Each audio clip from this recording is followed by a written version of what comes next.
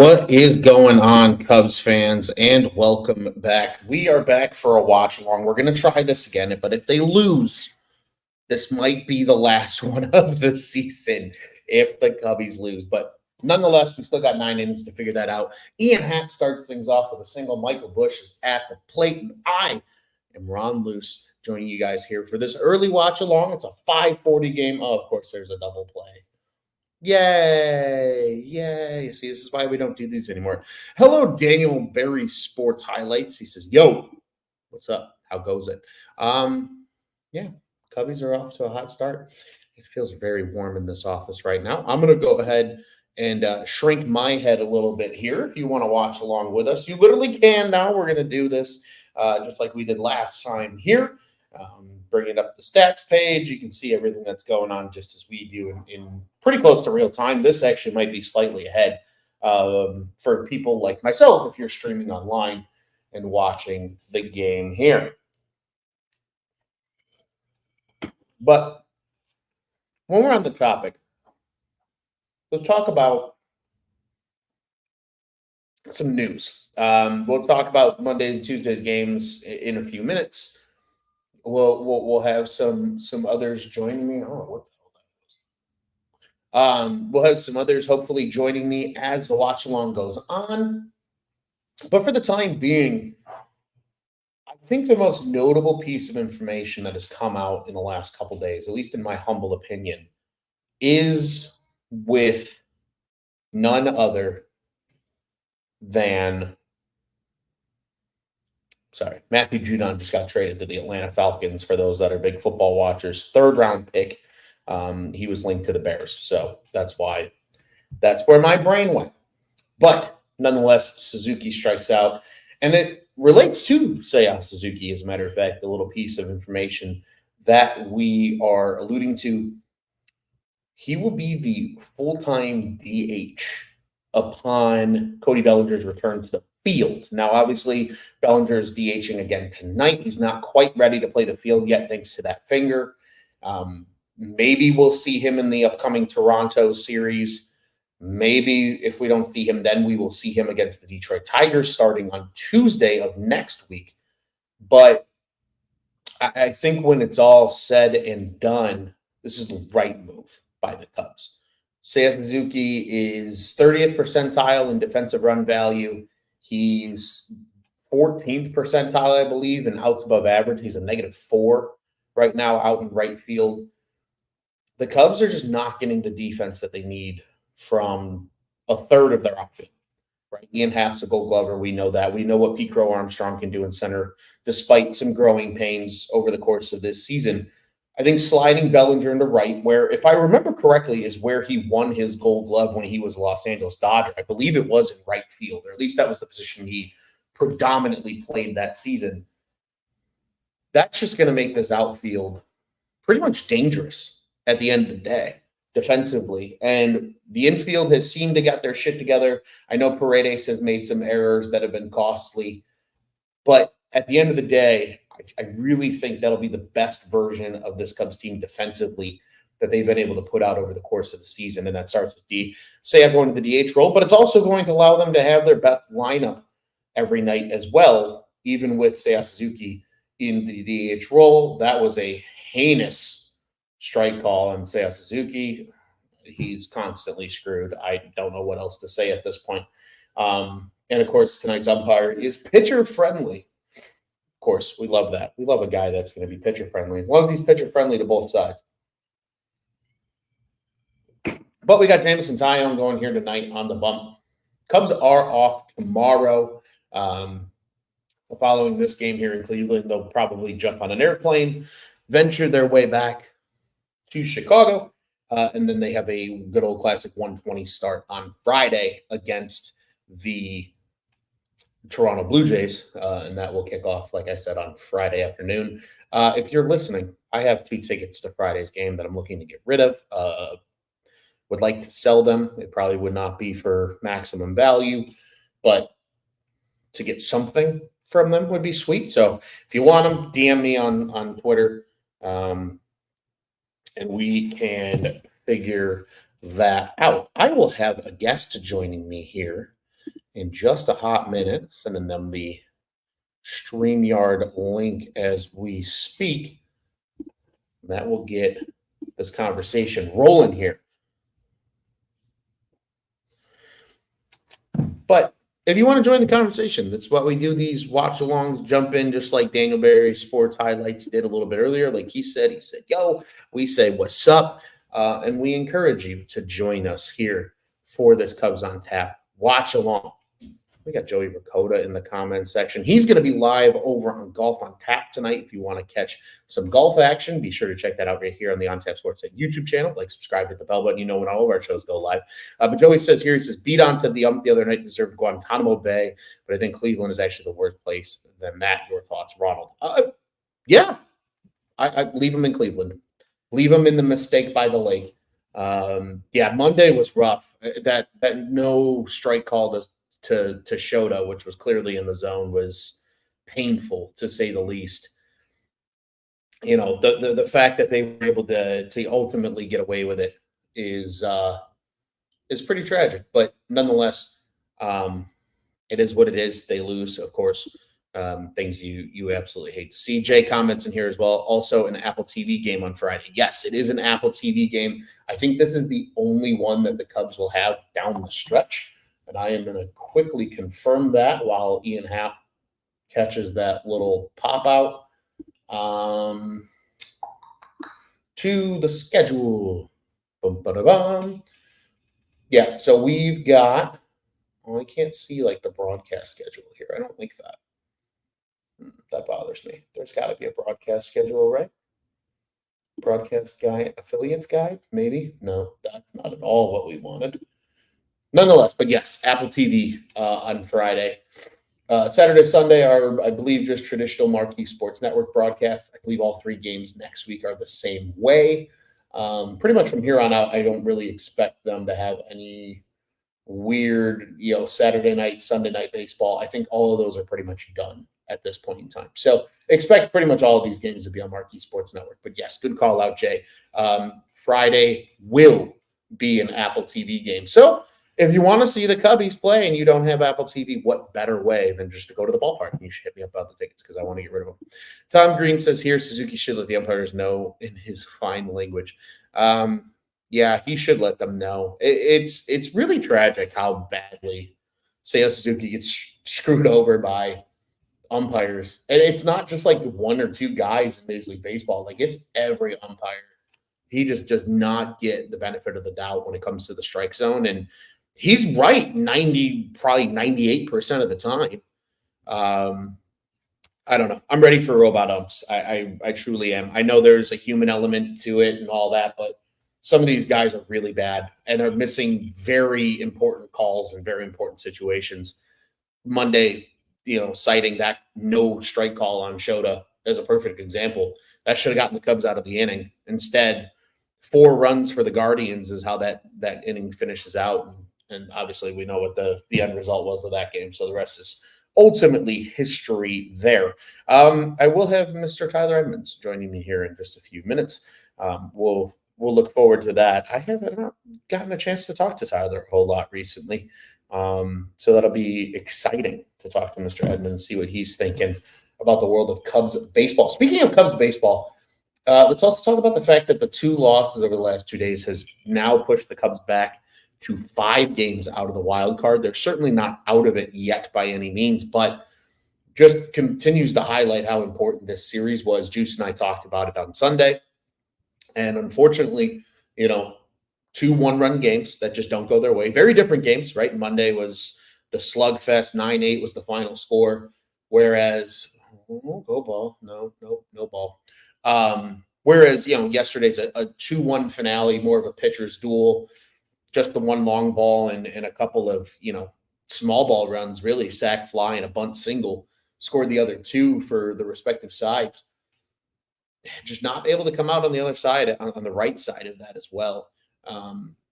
I think the most interesting part, too, of at least yesterday's game was Javier Assad, who continues to not be able to give this team 6 innings anymore. And it's not for necessarily lack of control. He only walked 2 guys. He gave up 5 hits, 1 run. I mean, it's not. But the 4 2/3 thing, I'm wondering if he's just battling through some type of injury at this point in time. And the Cubs are like, yeah, we'll let you battle through it because we need you, especially with all the injuries so far. But they really, really need to figure out what is going on with Javier Assad. Because mind you, this was a guy who pretty much routinely was, going at least 5 and change, close to 6. And really, ever since he's come back from the injury, he's ultimately not been able to give them a ton of length. I mean, even in Shota's case, sure, he only gives you 5 the other night, but I mean, he gives up 7 runs, but only 3 of them are earned. I mean, I'll take a 5 inning 5 inning effort out of a guy like Shota Imanaga, especially when 81 pitches, especially when getting lit up. But again, if that 1 inning goes their way, you never know. It's a big shit show, to say the least. Joey says here, last 2 nights are frustrating last 2 nights are frustrating after the run they've been on, especially Monday's game. Just a great game, honestly, as a baseball fan, not necessarily as a Cubs fan. Agreed. It was a great baseball game, back and forth, tying it up late, Guardians taking the lead late. Like, that was a good baseball game if you're just watching casually as a fan.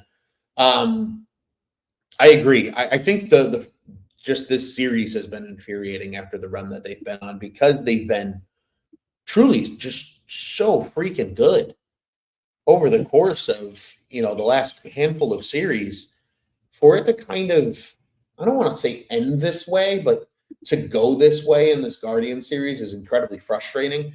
I think the only thing that I'm holding out hope with there, Joey, is that the Toronto series is very winnable. The Detroit series is winnable, despite those 2 teams being not horrendous ball clubs by any means. And then you've got, the Nationals and the Pirates. Like, these are all teams that you can beat if you're the Cubs. And they just need to take advantage of it. And this was probably, the 1, maybe 2 series that they can confidently lose and get away with it. Early September will be a battle, I think, for them. And that's really going to, I think, when it's going to shake out whether or not they're truly going to have a shot at the wild card or not. But they really, really need a win tonight, and then just take any momentum they can gain from tonight's game and take it forward. Oh, good. Alex Cobb got screwed on the strike call, too. That makes me feel a little bit better. And then Nico Hoerner's just going to fly out anyway to end the inning. But neither here nor there. But agreed, Joey. The last 2 nights, brutally frustrating over the course of what they've been able to do of recent.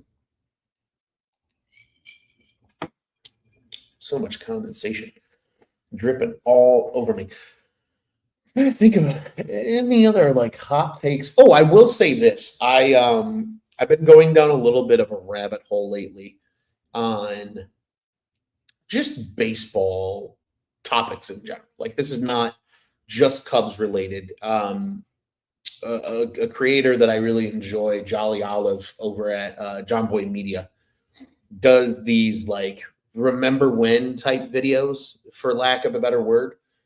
And it's been fun kind of reliving oh yeah, I remember that run that this team went on, or this team did this, or this player did this. The one I watched most recently today that I enjoyed, as most people that watch Cubs on Tap know, I'm a closet Tampa Bay Rays fan. That's my AL team if I have to pick one. If I have to pick one.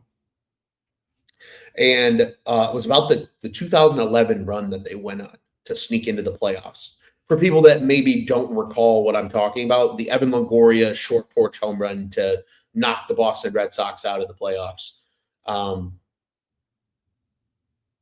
That was that game, or that team and that run. And it was fun because I went to games during those years. My family used to go down to Tampa every year for vacation. My godmother and my late great aunt lived down there, and we used to go to 2, sometimes even 3 Rays games if the schedule aligned with when we were there. And I've seen some pretty cool ball games in that ballpark, especially with those teams, right? Those 08 to 2012 Rays teams, when Garza and Pena and Longoria and Zobrist and Crawford and all of those guys. So that was kind of cool to relive that a little bit today. But one of the other ones was just like the collapse of the 2021 core and like how after the Cubs traded everybody away, like none of them have been elite players anymore since they left. And I thought that was super interesting.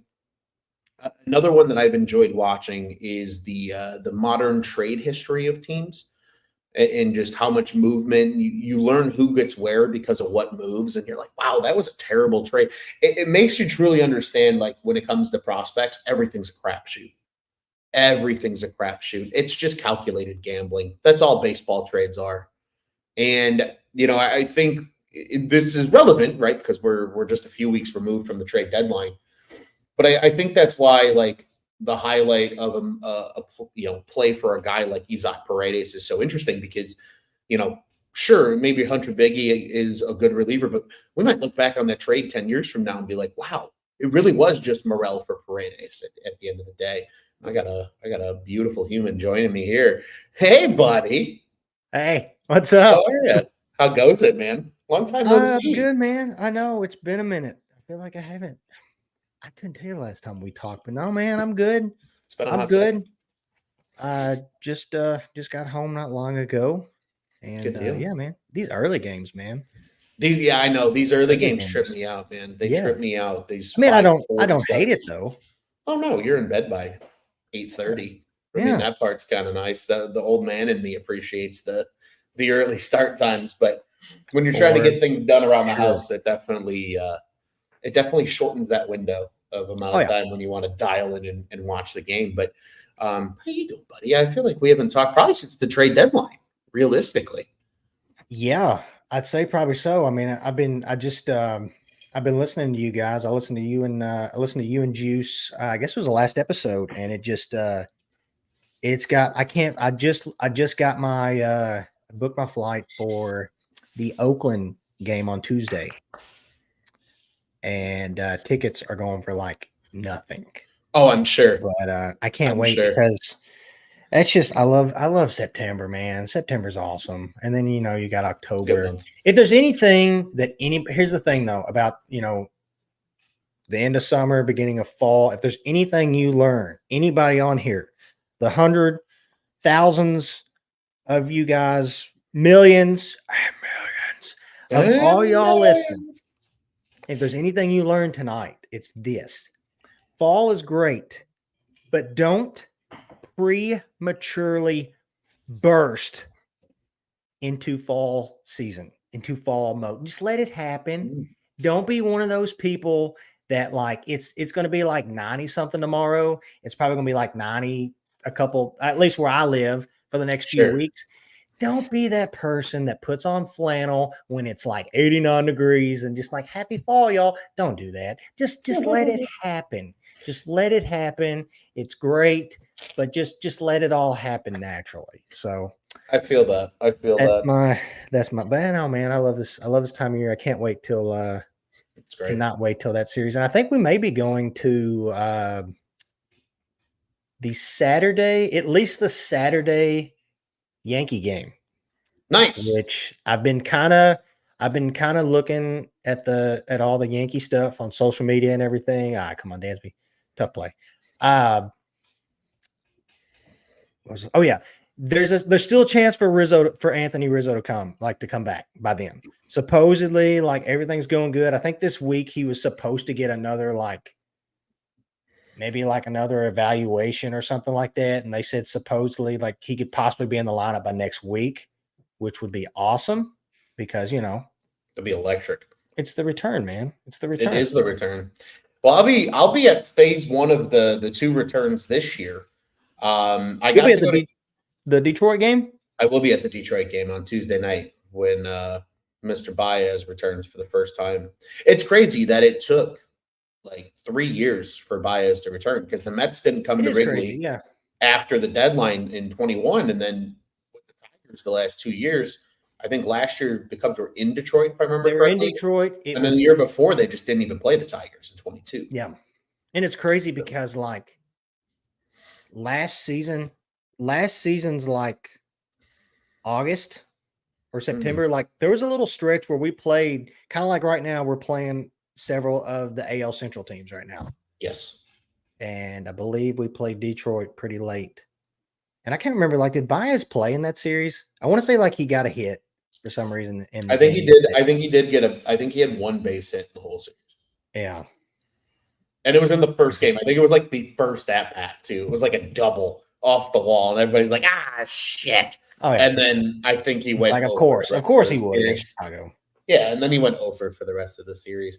I know. I'm almost like holding out hope that he even like is still a Tiger by next week. You know what I mean? Right, I think he's owed too much money where they won't cut him at this point. But like, I just don't. I don't see him. I mean, would that be like the biggest contract that's been cut, other than I know Chris Davis for the Orioles? Yeah, Chris Davis was a big one. Did they end up cutting him, or he basically just like, I'm going to go home and when my I don't remember.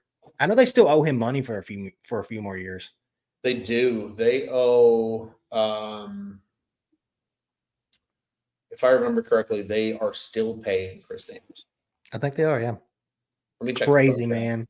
I can confirm that for you. But yeah, I believe they are still paying him. Not a ton, but I think they are still paying him. I got you. But yeah, I'm just excited about hopefully that Oakland series. I know it's Oakland. Hopefully it's one of those series where it's like the team is right there in wild card contention, and we're like, hey, it's Oakland. Let's win a series in Oakland. Maybe it ends up being like an easy series for them to win, and it puts them over into a wild card spot. Who knows? Let's hope by then that's what this is. And Ron, we will be getting our hockey jerseys. Oh, that's right. That's that game, isn't it? That's hockey jersey night. But I don't know, like, do you have to have a?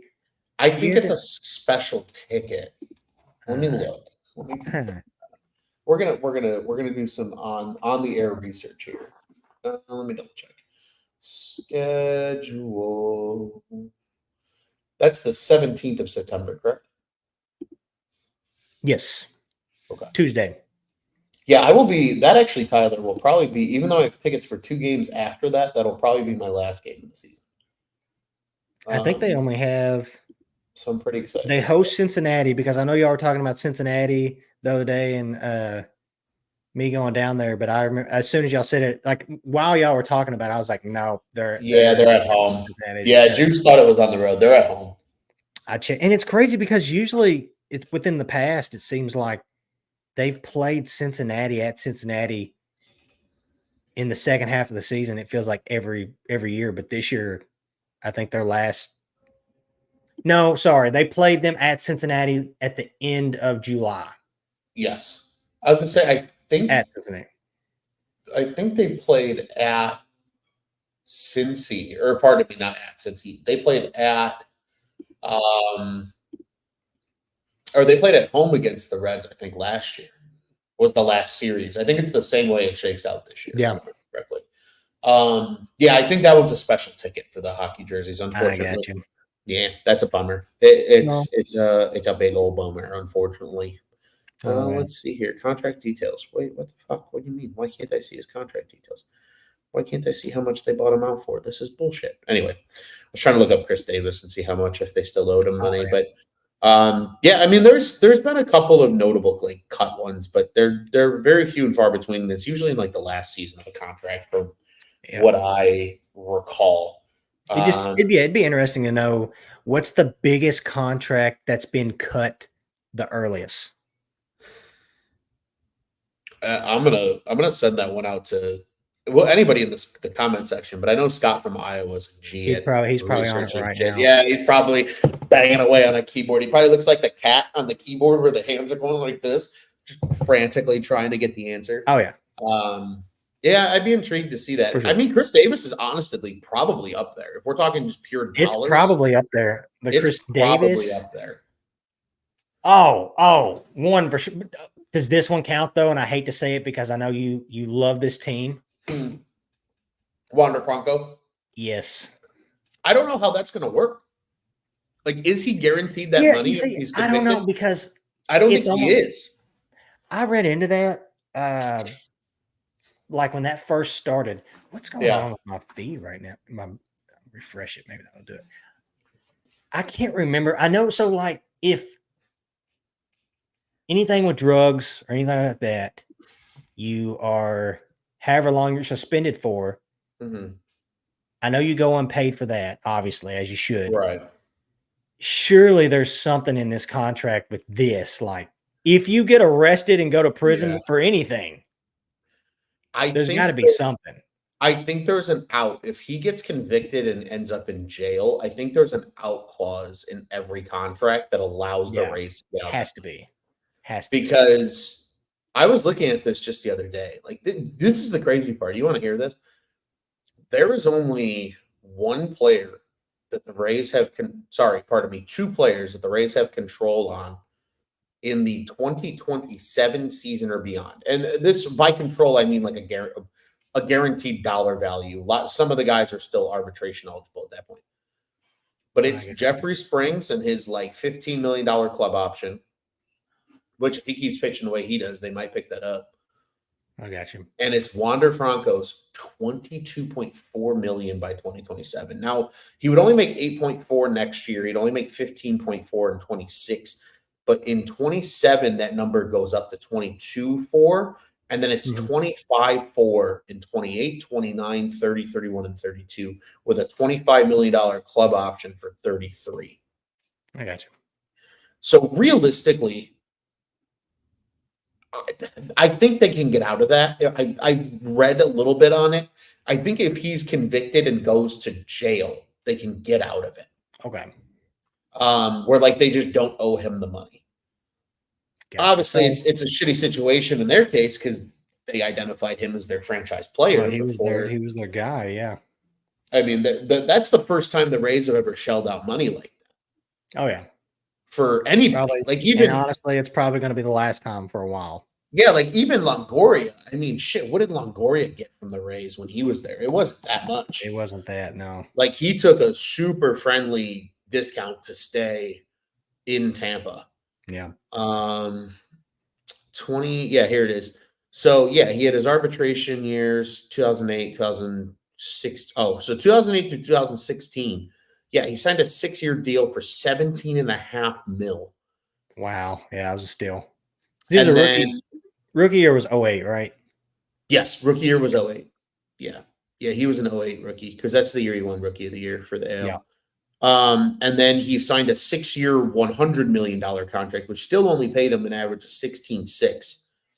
So, like, Franco would be the first player to make over $20 million for anything more than like 2 or 3 seasons in probably Rays history. That's crazy. If it got to that point. And obviously, it was a very backloaded contract, but like and that's let's just not also how not forget they also had Carl Crawford, man. They did have Carl Crawford. Don't remind me. I don't know. You probably were en route and jumping on, but I was telling the watch along. Which speaking of, I want to get to Mina 2's comment here really quick. He says watch along. Hopefully we can break the watch along losing streak. You and me both, brother. You and me both. Because if they lose, we're not doing any more of these the rest of the season. Because our record has been ass. Yeah. But they get down, ball. Let's go, baby. Amaya's been hitting the ball as of late. Like he has been. The second half of the season, not too shabby. That brother looks like me running though. Not that too would be shabby. me. I'd stop at second with a ball that goes to the wall. He kind of reminds me of former Guardian, former Cub, the Franimal. A little Fran meal. I was thinking about Fran Mil Reyes the other day. But so you'll know these guys, Tyler. You like John Boy. Yeah. You probably watch a lot of their stuff. So Jolly Olive. Yeah. I met him in Nashville. Oh no shit. I met him and BBD at the Winterfest. That's awesome. Shook their hand, talked to them, and was like, look, they were super nice people, super nice guys. They strike me as good dudes. But Jolly Olive does he does like a lot of videos on like just players, stretch runs, things like that. Like I was telling the watch along today, the one I watched was about that 2011 Rays team when they came back down the stretch. You know the Longoria home run that's super famous in the corner? On game 162? Yes, I was in college. Oh, I remember that I remember that night like yesterday. I really do. So I was watching that video because for me, those were like the peak teams that I would like go to a lot of games to see. Yeah, for sure. Like the 08 to like 2012 Rays was like my peak of like Rays baseball. Like I've got t-shirt, like player t-shirts of like 95% of the roster. So when you're like, oh, Crawford and Longoria and Pena and Garza and BJ Shields Upton. and BJ Upton and Pena. Zobrist and then you get into the really weird names like Reed Brignac and Sam Fold and Sean Rodriguez and like, oh man, I had a lot of fun earlier, just like kind Sean of reminiscing. Rodriguez. I used to pick. So when I played MLB The Show earlier, before they had Diamond Dynasty and stuff, I do franchises or drafts. I'd always get Sean Rodriguez because he was like that. He was another. Everybody talks about Ben Zobrist, but Sean Rodriguez was a super utility player too. He was. He played both corner everywhere. outfields, third, short, second. I think he played a couple games in his career at first. Probably. And then I'm gonna look this up because I'm actually what the hell? What the hell? I've never seen that before. That tripped me out. Sean Rodriguez had a good career too. I didn't realize he played all the way till 2020. Wow, no, I didn't know that. I knew he was a Pirate for a little bit, wasn't he? He was a Pirate for a little bit. So he was predominantly a Ray. He played 5 years in Tampa. That was his longest stretch with any team. But his next longest stretch was in Pittsburgh. He played 4 years in Pittsburgh. He 2 years. Wasn't he in the wild card game? In 2015, yes, he was. Because I feel like he was in a scuffle. Yes, he was. He was. You know what's crazy too is the year after that wild card game was statistically his best season in Major League Baseball. He slashed 270, 349, 510.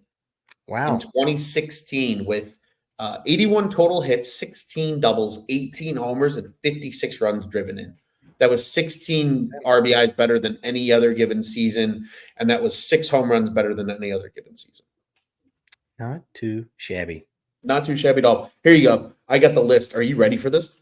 Let's hear it. So you know how on Baseball Reference, and for everybody listening along, mentally picture if you've been on Baseball Reference. You know how on the side it tells you all the positions? It'll be like 4H, like that. His looks like a freaking barcode in every single season. His first season, 4/H6D5. Then it was 4789H. Then it was 4H89576D3. 645H37. So he literally played everything except for pitcher and catcher. Yeah.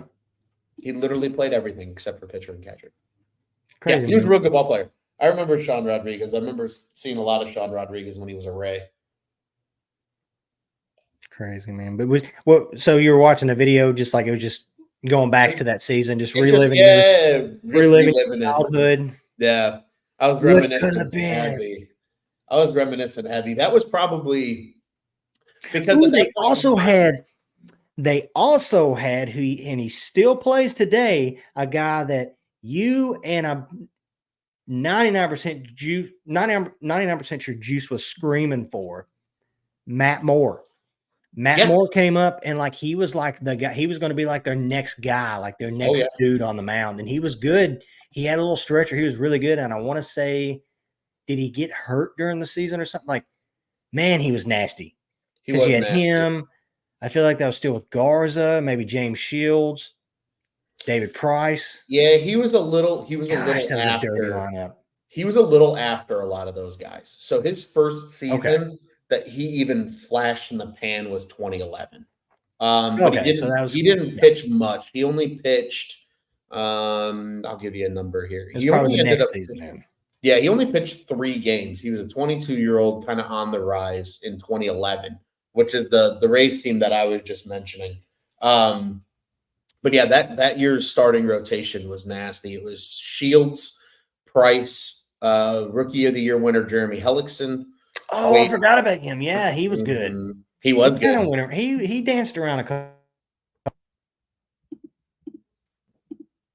He did. He bounced. Let me see. He played 5 years in Tampa, 2 in Philly, Yeah. Yeah, 2 in Philly, 2 with the Nationals, 1 with Arizona, and 1 with Baltimore before he called it a career. I remember, yeah, I remember Philly, and then the rest, yeah, I don't remember that. But Yeah, it was toward the tail end where he kind of started to fade. But yeah, I believe if I remember correctly, he signed in Philly for not like huge money, but decent yeah, money. But yeah, Wade Davis was a starter on that yeah. race. Oh wow, he was a starter. Yeah, that's back when he was still a starter. Was he in He's the trade when they traded Kansas City? When they traded with Kansas City, was he in the trade that involved Will Myers? I can tell you in two Because I seconds. feel like Will Myers, I always got him sometimes confused with Longoria because they had so similar batting stances, except for Will Myers never wore batting gloves. Will Myers never wore batting gloves. He was not in that trade. So Okay. he was traded in 2012. Traded by the Tampa Bay Rays with a player to be named later and James Shields to Kansas City. Okay. I'm sorry. It was the Will Myers trade. You were right. I misread that entirely. In return, the Rays got Patrick Leonard, Mike Montgomery, Will Montgomery. Myers, and Jake Odorizzi. Yeah, it's crazy. And then Elliot Johnson was the player that they sent later to complete the trade. But yeah, I mean, I feel like Odorizzi had a Myers couple. wasn't Myers like the number one prospect or like top He was three? close. Yeah, he Something. was a high ranking prospect at the time. And That's the crazy. crazier part is the Rays ended up flipping him into, if I remember correctly, some pretty good value. Oh yeah, the big With the old three Padres? team trade. Yep. Yeah, the trade. Yeah, it actually didn't yield them that much. Rene Rivera had a couple okay years with the Rays catching. Jake Bowers was the big piece that the Rays got in that deal back for Myers. Um, just the killer of that trade. Fun fact, and I saw this earlier too in a subsequent piece of content. You're The not about to say killer, Tatis, are you? no, the killer in Okay. that specific trade, that three-team trade, Washington acquired a player to be named later with Joe Ross. Remember Joe Ross? Yeah, pitcher. Yeah. The player to be named later that went from San Diego to Washington San was Diego to Trey Washington. Turner. Wow. Mhm. I remember Wow. that too because if I remember correctly, Trey Turner couldn't be included when the trade happened because he had just been drafted. Okay. And like there was the rules that was still in place where like a prospect couldn't be traded in their first full year in an organization. They had to be Okay. traded after. So that's why he was the player to be named later. Then they ended up changing that rule. And that's why Dansby Swanson was able to be traded for Shelby Miller. From Arizona. I got you. If I remember correctly, I think that's why that happened. Okay. Well, I guess they kind of made up for it though, because they got Tatis from the White Sox a few years later. They did. They did for good old James Shields. Oh, Talk James about the Rays Shields. connections. That's crazy. Um, but yeah, man, that 11 Rays team was fun. Jeff Neiman was a starter on that team. I think I saw Jeff Neiman start that year too in person. I think I saw a Davis start, a Hellickson start, and a Neiman start because I think we went to 3 games that year. I don't think I've ever seen Tampa play. Really, I've seen Tampa I'm play trying a to shit think. ton because I go I've out seen of my Oakland way to play. see them play. I've seen Oakland play in Cincinnati, but as far as Tampa, I don't think I've seen them play. You want to know something crazy? Actually, now that I think about it, Mhm. I've seen the Cubs play in 4 ballparks in my lifetime. The South Side, Milwaukee, Wrigley, obviously, and Atlanta, Truist. I Okay. saw them down there. Nice. I The feel like I've seen next, them. Now go ahead. I was going to say, the next highest team that I've seen play in terms of stadiums is the Mhm. Tampa Bay Rays. I've seen them actually. I'm sorry, Tampa. I actually might have more than the Cubs because I've seen Really? Tampa. I've seen Tampa play in Tampa. I've Mhm. seen Tampa play on the south side of Chicago. I've seen Tampa play on the north side of Chicago. And I've actually seen Tampa play in Toronto before. Oh wow, that'd be a cool place to go. I'd like to go one time, especially when the team's good Highly and that recommend. the Yeah. park is full. Go in like late July when it's really nice out. sit on the third baseline, and just take in the fact the CN Tower literally towers over the stadium. It's one of the coolest views in baseball. That's a beautiful ballpark. I think Rogers Center is one of the nicest Rogers Center, right? Yeah. Rogers Center. Gorgeous ballpark. Highly recommend go check it out. I loved Rogers Center when I was up there. I thought it was a beautiful It looks ballpark. awesome. I enjoyed it. It was certainly worth it, to say the least. But yeah, so I've seen the Rays in just as many ballparks as I have the Chicago Cubs. Fun fact. Yeah. I know. I'm trying to think with Chicago. I've seen. I love how this is a Cubs watch along, and we've been talking about the Tampa Bay Rays for the last 10 minutes. We've got a 0-0 game. What, one hit from Jameson and probably one hit from two. And Okay, Tampa Bay Rays legend Alex Cobb. Alex Cobb on the mound. Dude's been around the block. But So many connections. Milwaukee. I don't think I've ever seen him on the South Side though. But Milwaukee and then Wrigley. Seen him in Miami. Seen him in Pittsburgh.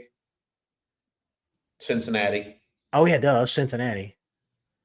That sounds about it. Feel like that's about it. Ironically, I went to Pittsburgh and I saw the White Sox of all teams. I almost booked. So I've got my buddy that went with me to Pittsburgh last year. Mm-hmm. There was do we have a Saya? All right, Saya. A triple? A triple? Are we getting a triple? Ooh, he's safe. Let's go, baby. Okay. All right. I thought we were about to have another incident of boneheaded plays on the base pass with not from the Chicago Cubs. Well, yeah, speaking of, since we are watching the Cubs and the Guardians, what did you think about last night? I listened to most of the game last night at work, and the very end of it with Nico, it sounded like Nico got caught up at third base because he went on contact. Yeah. Just dumb shit. Yeah. And we may have our first run. All right, Billy, there you go. Great job, Saya. All right. Hustle around the base. Which, by the way, what do you think about the news that came out? I think you shared it, of Saya going to full-time DH. I'm all for it. I am too. Especially now. It's time. You know what? Let me give you some numbers to back why it's not that I don't trust Saya. I don't trust Saya. But I don't. I don't trust Saya. I don't trust him this time, especially this time of year in a game on the line situation. Oh, snap. No, never mind. Looked farther than what it was. It looked bigger. It looked anyways. bigger. But I don't trust Saya like in a early in the season, middle of the season. Fine, you got to throw them out there to maybe give guys a break here and there. Sure. This time of year, I just don't. So go ahead. Here's the thing with Saya too. His arm strength from a fielding standpoint is like top quarter in baseball. Not bad. It's not 78th percentile in arm value. Arm strength, he's 82nd percentile. He's 81st percentile in sprint speed, fun fact. He's actually quite fast. But his outs above average is -4, which is the 14th percentile in baseball, and his fielding run value is in the 30th percentile. It's a -2. What's the MLB average? For what? Outs above average? Yeah. Let's find out. MLB average. And even just watching like some of the routes he takes, and I get it. Oh, Tyler, you're not a baseball player. Well, wouldn't outs above average be 0 as the average? Oh, I guess so. Yeah, I guess so. Yeah. Isn't that how that works? I think that's how that works. Yeah, I mean that would effectively be average. I mean, if you look at outs above average in all of baseball, I mean Dansby Swanson is still a 15 outs above average player. That's 6th best in all of baseball at any position. He's the highest ranking shortstop too, which is crazy. Yeah. He's tied with Bobby Witt Jr. And he's better than shortstops Anthony Volpe, Francisco Lindor, Ellie De La Cruz. I mean, he's up there. I can see De La Cruz like in the next few years. I could see him going to the outfield. It could happen. I think it could He's happen. got a good arm. He's not a terrible shortstop, but just you don't see many of those real big guys. Look at Carlos Correa. He's on and off the IL all the time, Yeah. but he also doesn't have the speed that De La Cruz has or the arm. It's hard to stay on the infield. Yeah, I could see him going. I could see him going to the outfield. Still use his speed. Still use his speed for defense, but I could see him going to the outfield. But like, I'm not throwing this out there. I'm not. But with Saya, you can go back, and I specifically can point you into the direction of one specific game, a specific moment. I'm not going to say who it was. It was during the Giants game at San Francisco. See it. You can see on some of the pitchers' faces, some of their reactions that I just don't know if they fully is trust the right word? Is confidence the right word? I think they both can be the right word. Maybe, but just go back and watch the San Francisco series. It was at San Francisco. There was a pitcher in that game.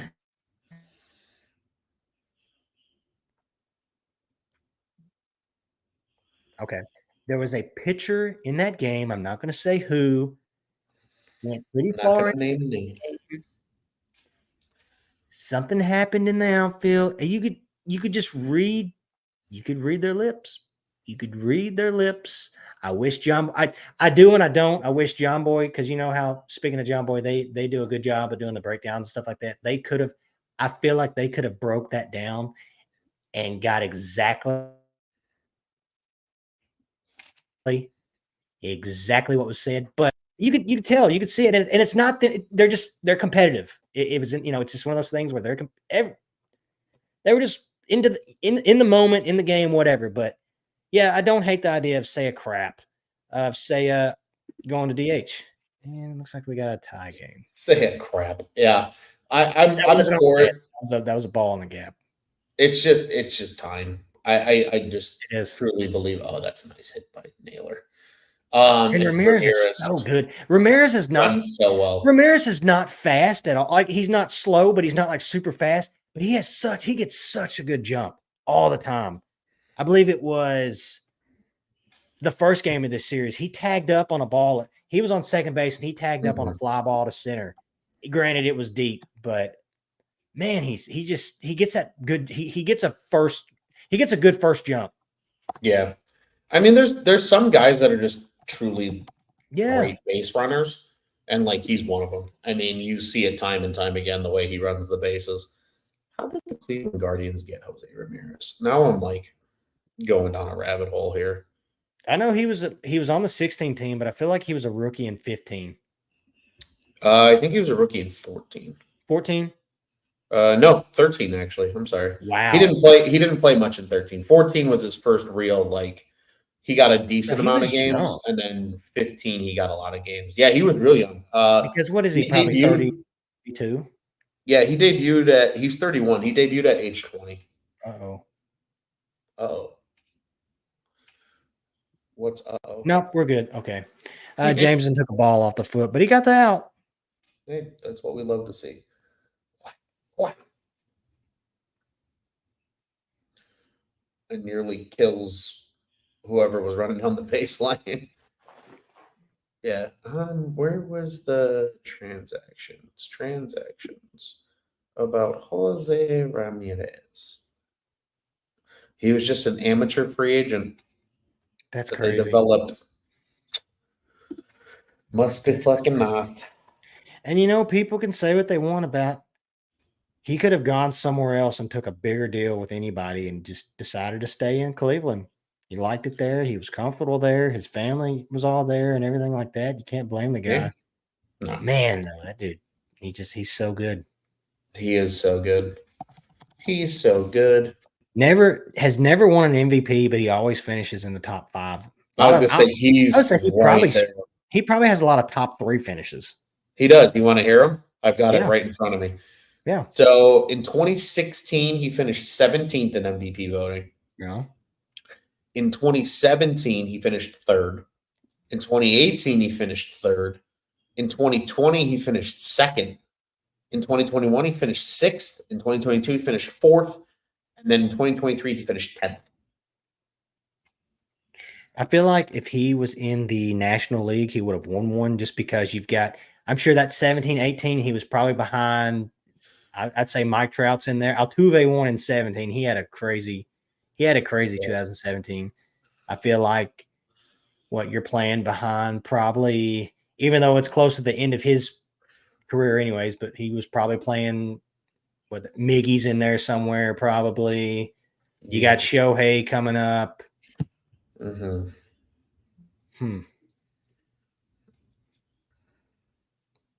Damn.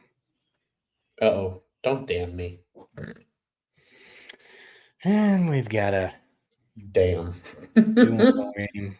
Not another 2-1 ball game. Another 2-1 game. Andres Jimenez. I think that's who that was. I believe that was Andres Jimenez. Yeah. Oh, look, it's Josh Naylor. Man, I get it. Cleveland's good. Has the best record in the AL. I was gonna say they got 70 wins, which is mind-boggling. They're just quietly so consistent every year for the past, I guess, since 2016. I hate They've just it. been quietly consistent. They haven't had the best luck in the playoffs after 16. I don't trust them in the playoffs, but man, they're just so consistent. Above consistent. They really are. Almost Like even 15 years. Even a quote unquote like down season for because look at the rotation. Cleveland They lost Shane Bieber like after what, his second or third start. I think it was like his second start. And then but you've got they hit the ball. They're good defensively. And then you've got they've got a good bullpen that's led with the freaking dragon in Clase. You've got a fire breathing dragon that throws 102, 103 that cut fastball that's just dirty. And that's another guy that like nobody talks about much anyways. And he's had a great career the past few years. Everybody talks about like, oh, there's Mason Miller of Oakland. He hits 104. Well, Clase's been hitting 102, 10. I don't know if he's hit 103, but he's hit like past 100. Oh yeah. And dude is dirty.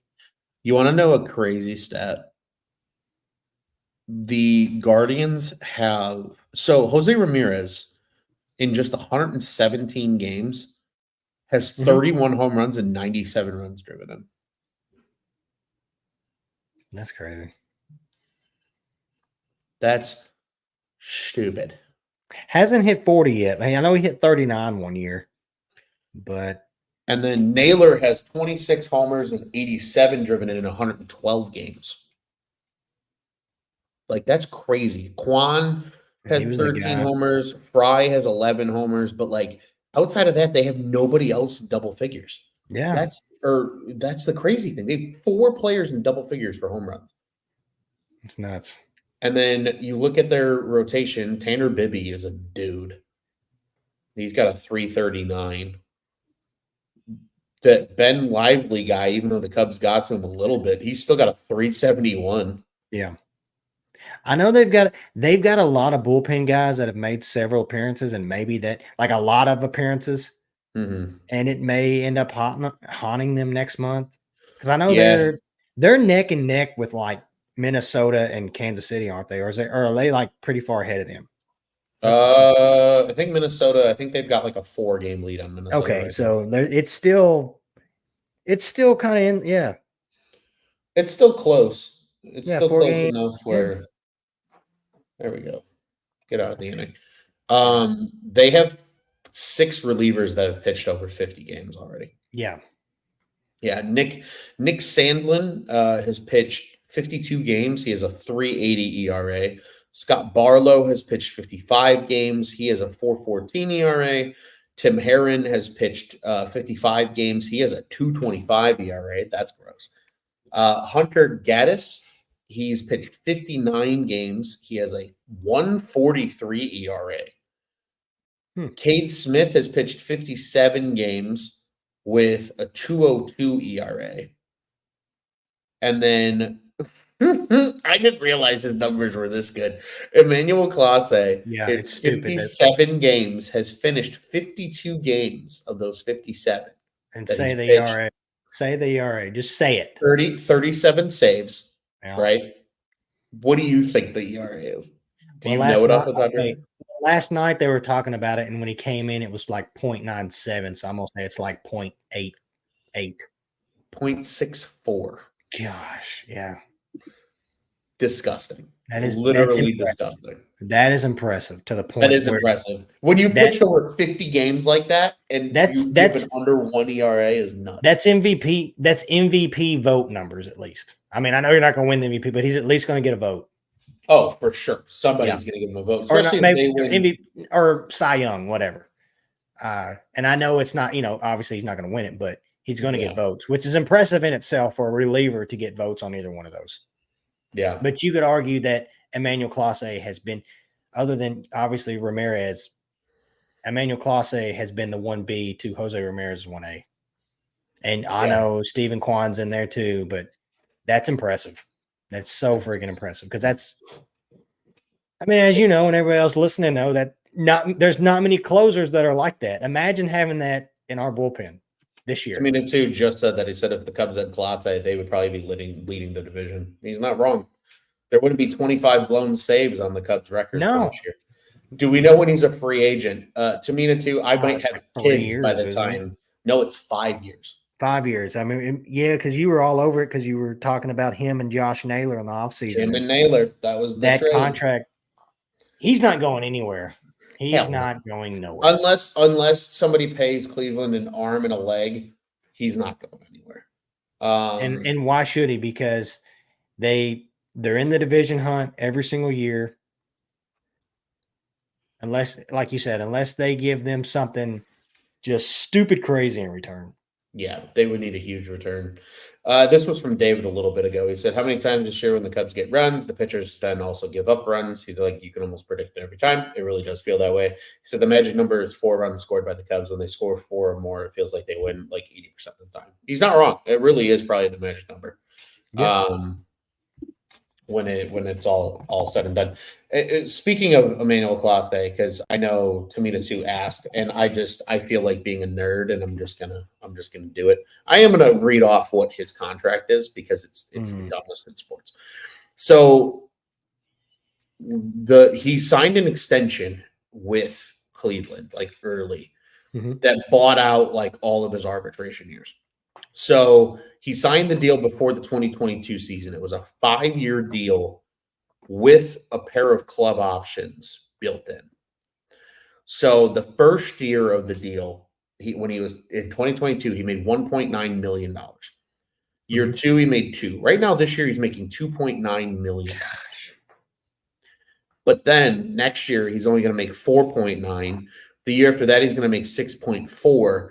And there's 2 club options for $10 million in each season in 27 and 28. He is not a free agent until 2029 when he is 31 years old. What did Juice used to say all the time? Like, I think you could say it to Clase, he knows where the bodies are buried or whatever. Yeah. Ortega. Was that what we were saying with Ortega? No, Jose Cuas. Jose Cuas. Yes. Jose Cuas knew where the bodies were buried. Cuas, And Patrick Clase, Wisdom now knows. Oh, he knows, yeah. No, I guess I don't know. Front ownership, their front office must have something on him and be like, "Yeah, we're going to pay you this much because we know your secrets." Well, and I think they were smart. They were like, Yeah, "You're going to cost us more in arbitration than us paying you upfront dollars." They probably saw his first bullpen when he first signed and was like, "Yep, I'll take that for 5+ years. That'll do. That will do." Look up how he was acquired. How did the Guardians get Emmanuel Clase, and why am I going to be pissed off about it? I did notice, speaking of guys like that, because there's another guy that reminds me of Clase in why's my mind gone blank? I use him all the time in MLB The Show, was the closer for the Giants, and they just demoted him to AAA. There's no way they're trading him, and he's going to figure it out. Shoot. The Giants? Closer for the Giants. Throws a cutter like Clase, throws pretty hard. Yeah, Doval? I mean, ball. Yeah. They just demoted him to AAA. I guess I haven't really been keeping up with him, but I did know at one time he was nasty, and he'll probably figure it out Yep. and come back because I know he's really young. But he was a guy that reminded me of Clase. He's Yeah. dirty. Made the All-Star team last year. He was. Just He was built. dirty. He's probably Shame. another one that's on probably a stupid cheap contract too. Oh yeah. Shame on the San Diego Padres and the Texas Rangers. What they do? Well, the Padres signed him as an amateur free agent, Class A, in Mhm. 2015. In 2018, they traded him in a deal to the Texas Rangers as a player to be named later for Brett Nicholas. Do you know who Brett Nicholas is? Because I sure as hell don't. No. He was a catcher. They sent him away for nothing. And then in 2019, the Texas Rangers traded him and Delino DeShields to Cleveland Oh wow, for Corey Delino Kluber. Shields. Wow. For Corey Kluber, a washed up Corey Kluber. And that is how Class A got to Cleveland. That's when Kluber went to Texas. Texas. He has because he was with Texas for it wasn't long at all, right? No, it wasn't long at all. Here, I want to say he got hurt. He we'll play the click through game. He was in Texas for a single season. He pitched one inning and then he got hurt. Yeah. And then he made 16 appearances in 21. And he was only in Texas for the 2020 season, so it was the shortened season. That's crazy. Then he made 16 starts with the Yankees the year after. 31 starts with the Rays in 2022. That was like his last hurrah. They got 164 innings out of him in 31 starts. And then he went to Boston and he only started 9 games. He pitched in 15, and that was the end of his career. Gotcha. But I still distinctly remember Klubot. Man, he was a pain in the ass in that World Series. He really was. Like that's my memory of Corey Kluber, is like pissing me off as a college kid watching the Cubs in the World Series. Like that's what Corey Kluber reminds me of. I think what did it for us with them was the fact that it was his third start. Game 7 was his third start, right? Yep, third start in like what? You seen him, yeah. You seen him for a third time, and I think that game goes completely different. I think if Fowler doesn't lead the game off with a home run, I would agree. You could argue that game goes completely different if Fowler doesn't hit that home run. I mean, that punch in the face right at the beginning, man. Because I just remember those first 2 games, just thinking like, there's no way they're gonna hit this guy. No shot. Especially after that first game. And yeah. Which I know I think I've been on a show since then, but earlier this year I was actually in Cleveland. We watched Cleveland and Detroit, and which Javi didn't play. But this park, Progressive Field, right? Yeah. Yeah. Progressive is I just remember watching that game and thinking when he hit that home run just how deep it was. But then like being there at the stadium, it's not that big of a park, which made the Almora tag up impressive. Mm-hmm. And also if you thought that the foul ball that Kipnis hit that everybody thought was gone on TV, if you thought it was scary on TV, I can only imagine what it was like in attendance. Yes. And the Rajah Davis home run, it looked like a moonshot on TV because of it was Chapman, so everyone's like, "Oh man, he probably blasted it off, 100 miles an hour." But their left field, I didn't know that their left field, right at the corner where he hit it, it comes in just a little bit more than the rest of the left field. Right at the corner, probably from the foul pole to like 50 feet off, just comes off, just comes in just a little bit. But it's just like whatchamacallit, Tampa's like that too, where in left field it dips in like that. Yeah, just ask There's a lot Evan. of ballparks. Just There's a ask lot of Yankee ballparks fans. that are- Ask Yankee fans and Evan Longoria. Yeah, the short porch. Yeah. The short porch. To me, it's once in a wise Hap continuing to bat leadoff because they literally don't have another leadoff hitter. Yeah. That's literally what it Not is. right now, This team anyways. does not have anybody that's worth the shit in terms of hitting leadoff. They really Like don't. I think next year there's an outside chance that it becomes Pico Armstrong at some point. But for now, like half the guy that can walk. I mean, that's probably the logic behind him hitting Yeah. there as well. PCA is obviously a possibility as long he's got to get that on. He's got to get his on base percentage up. He's got to get on base more. Yeah, he's too dangerous to not be on base. Like if he gets that on base up, he will be. And the thing is, if he becomes a good leadoff hitter, he's a guy that could be a Corbin Carroll. Like I know not this year maybe, but Corbin Carroll of last year, he could be that guy. He could be a. I compare him more to maybe like a Michael Harris as well. Because I think Michael Harris. I don't know. Carroll hit 30 home runs last year, didn't he? Didn't I he? think he hit like 20 something. Okay. But yeah, that's your option for next year. I mean, Nico, I don't know. Last year, Nico was between this year and last year, as far as I think there's a world Nico's gone this year. I agree with Dave. It's possible. It's possible. I remember like almost crying when Juice brought it up. When Juice brought it up, like I think it's real though. I think there's a world where the only problem though is just there's not a lot of value right now for Nico Horner. There's really not. His like best value. I mean, he can play shortstop, so he can play middle infield, but I mean, between this year compared to last year, it's just been a major. It's been a big dip. Yeah, it's been a huge dip. Makes you wonder if, and I hate to say it, it just makes you wonder if last year was his best season we'll see of Nico Horner. And that sucks because I remember even at the end of last year going like, it was around the same time that I was watching the Captain show on ESPN Plus, and I'm watching that. Nico's playing good ball as we got a ground ball down the line. It looks like Steven Kwan is going to score. Oh gosh, triple. RBI triple. Awesome blossom. But I just remember with the way he was playing last year, and just it looked like he was so serious when and he still does. He's got that serious look, never kind of like that Derek Jeter, just always serious all the time. I was like, man, I get captain vibes from Nico, and just this year, man, really let me down.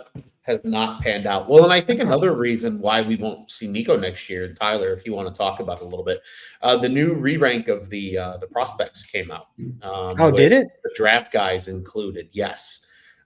So the new Cubs top 30, we're going to go in reverse order because that makes it more exciting. But your 30th ranked prospect, still Benjamin Cowles, the guy that one of the two players they acquired from Mark Leiter Jr. from the New York Yankees. The infielder. Come out. What just are you watching? I've got to see this. What the hell? Okay.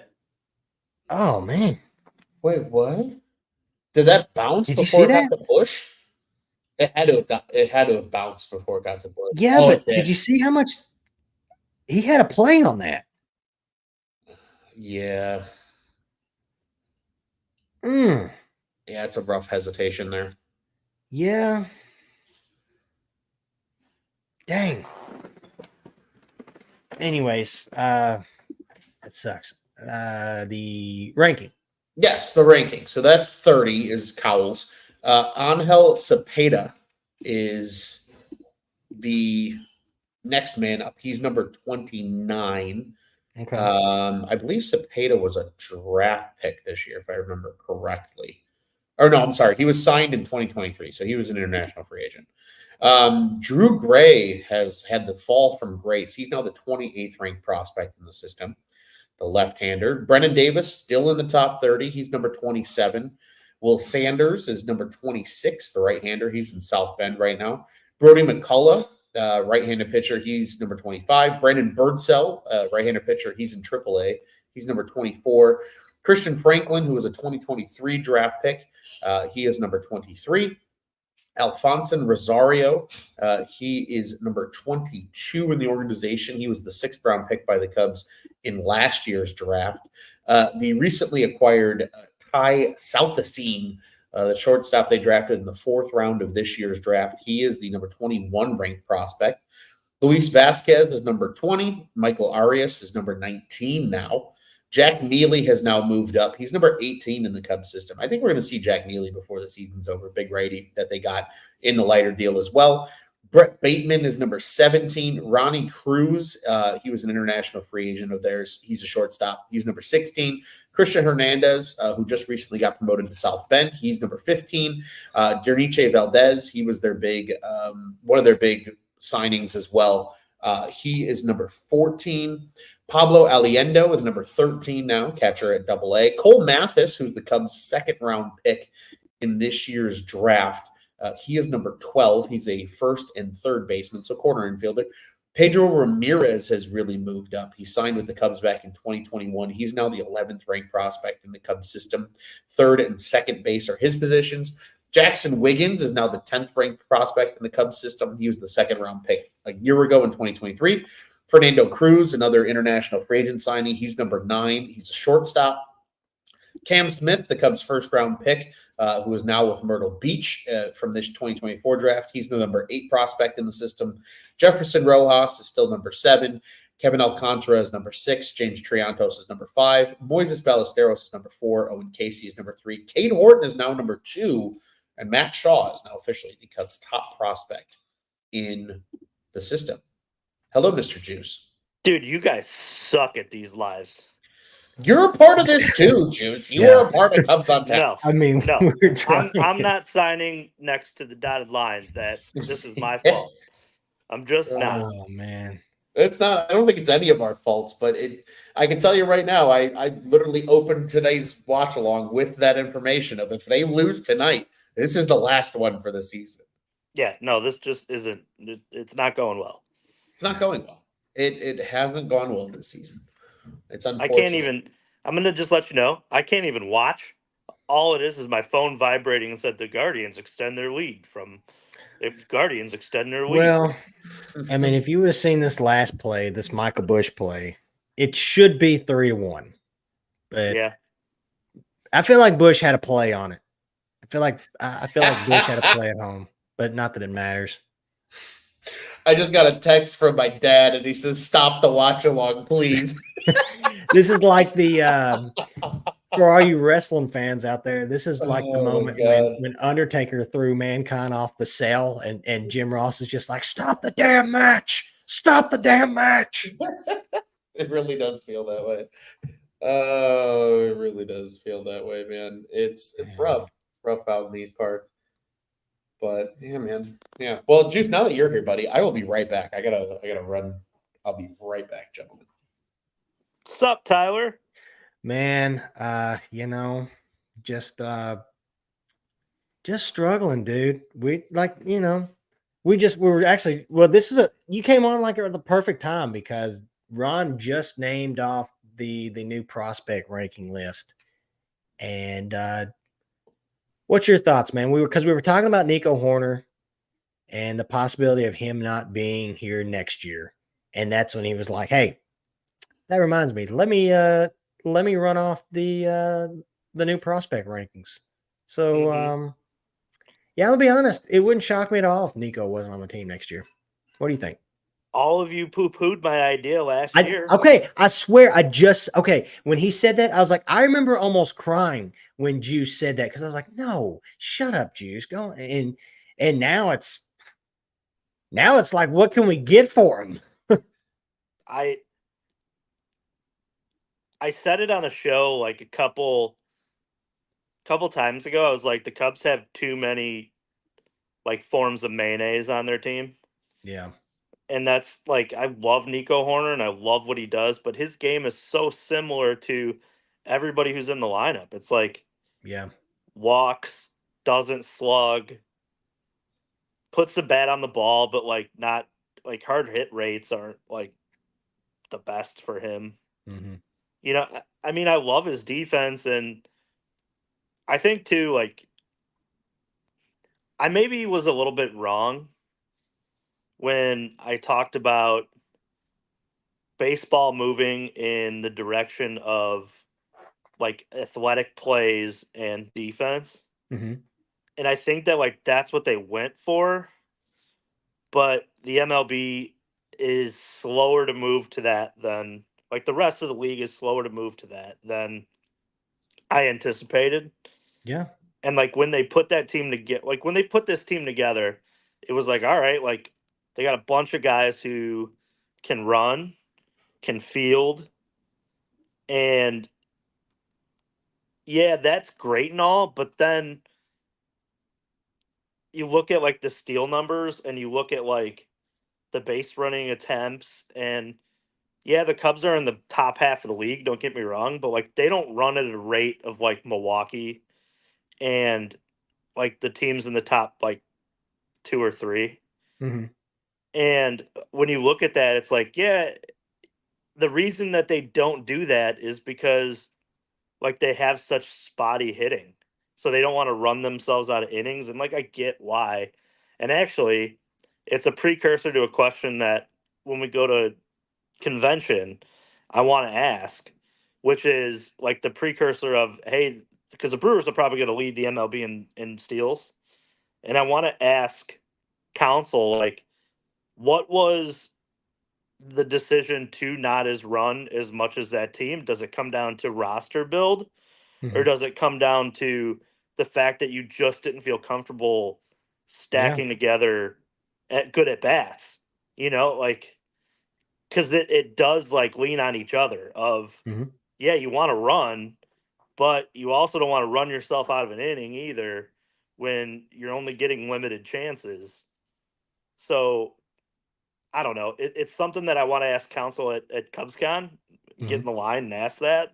And I'm curious what his answer would be if it was roster construction or the fact that the offense was so spotty this year, of why he didn't run. But I don't know. In terms of Nico, it's like you look at like what's out there in the Cubs inside the Cubs system. They have so many guys that can plug and play for power at that position. Like Shaw's going to hit for way more power, and he's not going to play third, and he's not going to play short because Dansby Swanson's going to be there for the next couple of years. So you got to find a place for him to Oh, play. for sure. I would give up Nico. I would put, even if you had to bench him, like I would replace that if Matt Shaw can hit for power like we think he can, But for like sure. but this is the thing too. Like if you're trading Nico Horner, like what is the expected return? Exactly. Yeah. Like what are you looking to get back? I Because mean, part of this, I don't know. the best thing he's got going for him right now after this season is just the fact that he could play short as well. Yeah, Because this season really just wasn't at all what we were expecting, especially after last year. and this is the thing too. Like if you put like gun to my head and I had to trade one, and you didn't tell me the contracts, you just gave me the stats Yeah. between Dansby Swanson and Nico Horner, I'd be like, trade Dansby Swanson. But the fact that his contract's there Yeah. and he is your I don't know. It's just it sucks because it feels like if they trade Nico, it's an admittance of poor roster construction in Mhm. some ways for this year and like the previous years. But it's also maybe the only realistical way that you get out of this problem of too many liked hitters. And Mhm. that's Oh yeah. Way too many similar hitters. yeah, and I don't know, we've talked about it on the show. Tyler, you've talked about it at like length of adding like beef into this lineup. Oh, for sure. Paredes does it, but like not on a lineup changing level. No. You know, No, no. like I don't know. The biggest problem that the Cubs have is like they have to add a star to Is go in the there a middle of the lineup. world What's that? next is there a world is there a chance next offseason, speaking of Horner, Is there a possibility of doing something with Nico as well as the guy batting right now in Seiya Suzuki, if he's going to be a full-time DH? I don't. I think that they would be more likely to admit a Nico failure than a Seiya failure because Jed, while he was in the room that drafted Nico Horner, Mm-hmm. like I think they're way less likely to admit a failure on Seiya Suzuki. Not that like Seiya's been horrible. He hasn't been, but he just doesn't. He's not healthy enough to slug enough. Yeah. And He's too that inconsistent. guy, is he that guy you're going to waste? You're going to slot your DH guy at? Is he the guy you're going to? He's our DH. Is he the guy you're going to plug in there when there's? I feel like other maybe better options next offseason. And two, like I think the question needs to be answered of what does Council truly want to do at DH? I know that this year he said like he wants to rotate guys and use it as like his half off day Yeah. where he can put guys like Bellinger in there. He can put guys like Bush in there. You know, he can move people around. And I know that report just came out that they're going to try to DH Seiya Suzuki, Yeah. you know, more often than not because of his defense in right field. But Mm-hmm. like going into the offseason, the question needs to be answered of like, do you feel confident that the Cubs will have an everyday DH on the roster next year? If that's the case, then maybe Nico Horner is traded for, you know, a starting pitcher or another DH candidate.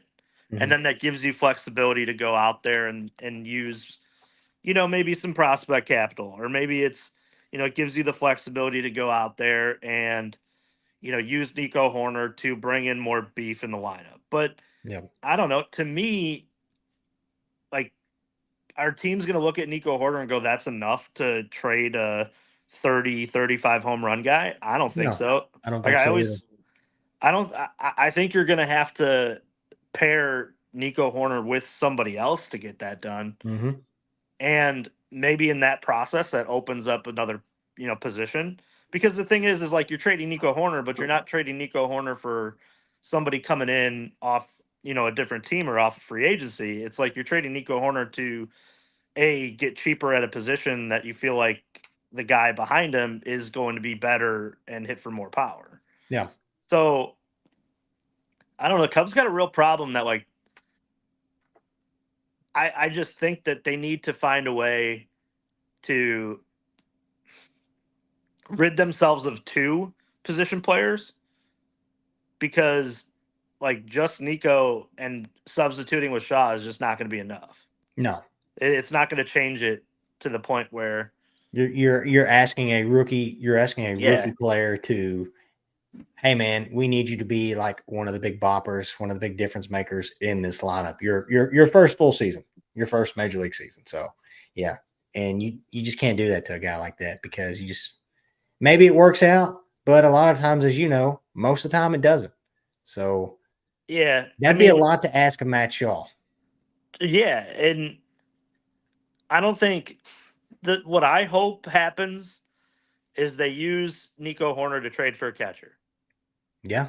I mean, see if Oakland wants to part with Oh, Langoliers. Shea Langley. Yeah, that'd be awesome. Like that would be, and for Nico, that's a good spot for him to be. It's a big ballpark for, you know, for what, for next year, right? And then they go to the minor league ballpark. Vegas or Sacramento. Sorry, Yeah. Sacramento. And yeah, I mean, that's it'd be a good spot for. I mean, it obviously would suck to play in Oakland, but I mean, they need to figure out this catcher spot and they need to add 20 home runs in it. I like yeah, what I've seen out of Miguel Amaya, like for the last like after changing his swing and getting rid of the leg kick, but they need to find a way to like make him a backup catcher. yeah. I've always thought that he's just a backup Some catcher. kind of like a Shea Langolier and a. I wouldn't hate a Brent Rooker at DH. Yeah, I mean, and two, like you probably are expecting was like Ballesteros to be at least some point at some point around here. You're looking at Owen Casey too. Yeah. as an option for the future. And all those guys are like outfielder or DH. Yeah. Like so you got to figure out a way to get these boppers in the lineup. And you I don't also know. you still got Alcantara. You haven't even mentioned Alcantara. They've got a lot of options at outfield. Yeah, Something's got to give. and the other half of it too is like they're 4 starters strong, but next year there's going to be a question of like who's the 5th starter. And has anybody showed you this year that they can do it? Like we all thought it would be Cade Horton. We all Everybody thought Cade Horton. I know you guys on your last episode we're talking about now. I think it was you that said it, Juice. This may kick him back to what, 26. Yeah. I mean, and then Jordan Wicks. We don't know what's going on with Jordan Wicks. Ben Brown has some rare form of neck injury that like this is that's crazy. That's another thing in itself. I've literally never seen a neck injury hold somebody out this long. Yeah. And it's not like also too, I said it the other, I was talking with Ron. I'm like, why is there no update?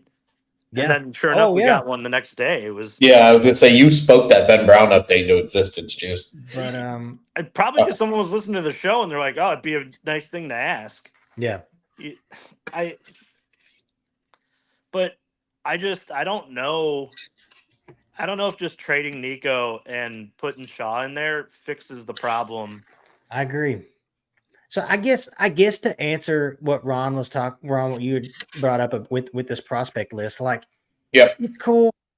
I just want to see something happen with it. Whether, you call a Matt Shaw up and maybe another guy, or use those pieces to get something. I just want to see something happen with it before, God forbid, before something happens like a Brennan Davis situation. Like that's the one thing. If there's one thing I get from that whole list, it's how far down. And I get it, injuries, all that kind of stuff. It's just crazy to see where Brennan Davis was to begin with, where he is now, and it sucks. It does. It sucks, but because you don't want to see that happen either. You don't want to see all these guys in the minor, and here they are, like, man, we got this top prospect, we've got this farm system, and look at Cade Horton, look at other guys. So yeah, I just want to see something happen with those guys. I don't know whether it's calls, throw some guys up or use them in some type of deal for, like what Juice was saying earlier, for a catcher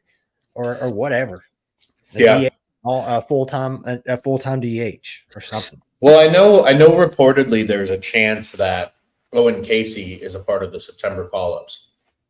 Okay. Which, if that's the case, I think that's a healthy move of just like giving him at bats, just to see what you have. You know what I mean? Like, at this point, with a lot of these guys that are at AAA, especially the guy like Owen Casey who's been there the whole season, to me, it's time. Like, hey, just give him a look, and it's okay if he's not ready, but at least just give him a look, and then you know what you're rolling into next year with, and then okay, hey, maybe he is 2 years away.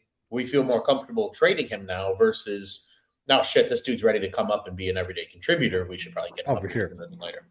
Do you feel like that report is indicative of if they're in the race still or not? Maybe, because I don't think they're going to throw Owen Casey into a wild card chase. I don't think so. I mean, they did it last year though with PCA. Yeah, but I mean, not because of choice though. I mean, because they had so many injuries coming down the stretch too, that they kind of had to. True. Yeah, it was so, a little if more this team's healthy. Yeah, I think it's largely dependent on that. I think the biggest issue for me is just like, where are you going to put him? Yeah, I mean, you're not putting them in left. You're not putting. You're going to have Belly play right because Sea's going to DH. Dea. Right. Yeah, he's Dea. He's Dea. DH. The DH. Dea the DH. Yeah. I think that's the thing. if one of those guys were to get hurt, then for sure. Like, I Yeah. think it's a no-brainer. But I don't know, man. I really don't know. Because, like, I also think him coming up and sitting on the bench for 3 weeks doesn't help him either. No. Like, at that point, just play it. Let him play in AAA and be done with it. Unless they're out of it and then they do what they did with PCA at the end, which was the minute you're out of it, let's just get him as many Right, yeah. bats as he can. Yeah. Just to give him a taste. And I said that too, that like I thought going into the season was going to be good for PCA because he knows where things are at Wrigley and like he's got that not familiarity with the big leagues because you're not full. He's acclimated. Yeah, but I mean, you got a taste of it. You know where things are and you have that, true expectation or, kind of hype of like, hey, I think I can make this roster because they gave me a shot to make the roster. I don't know. They just, like I was telling Tyler, if you just trade Nico Horner and bring in a catcher and then you roll with Shaw and let's say that catcher nets you, 20 home runs and let's say Shaw is, 14 to 15 power, it's still not enough. No. I mean, it's not. So sitting here, it's like you almost have to package Nico with one other. Yeah. And then create a new spot because the question then becomes is, does Craig Counsell truly see the DH as, a revolving door, or is it, this I'm comfortable having an everyday DH? Because if that's the case, then like I'm fine with Seiya Suzuki being that.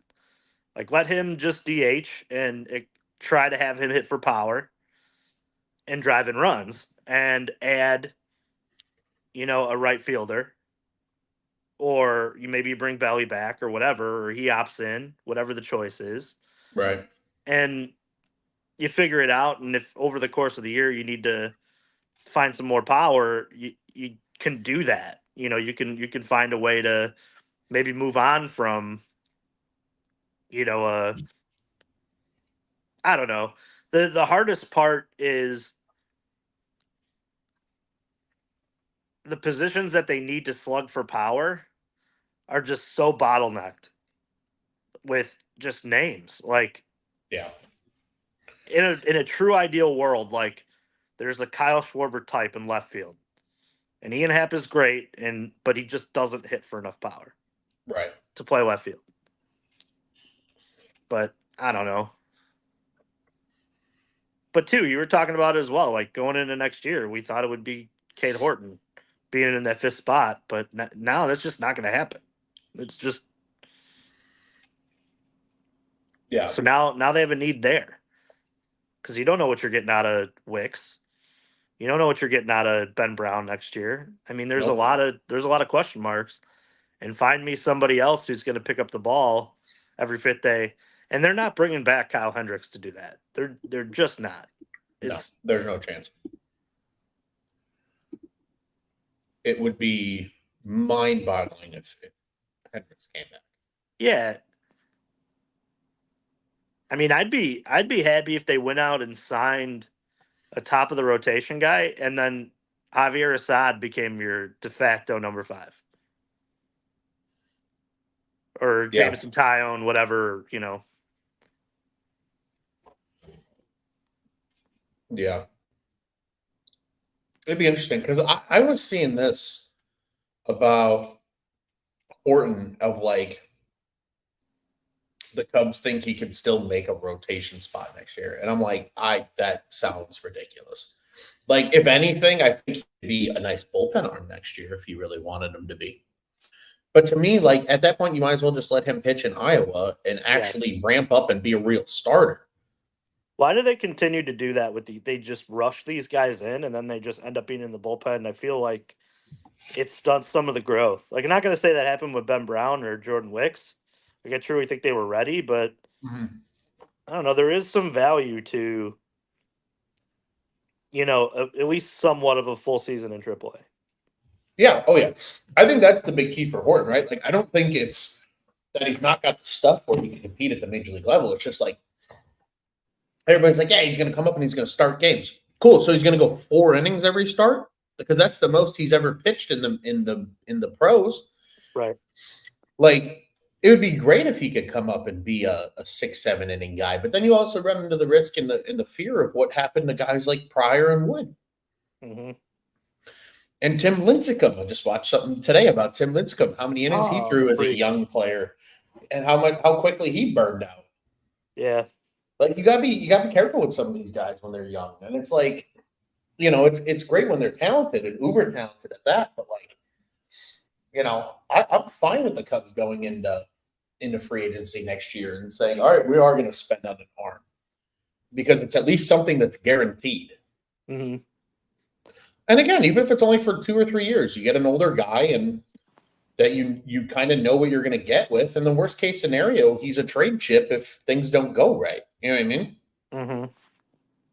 But yeah, there's definitely a lot of guys in this young group of pitchers that are not quite ready yet.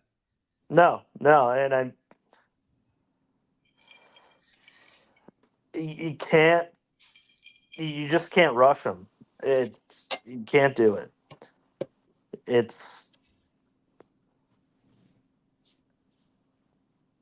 I hate the idea of like, oh, draft college pitchers. It's because they're going to be to the pros quicker. I understand that like the clock,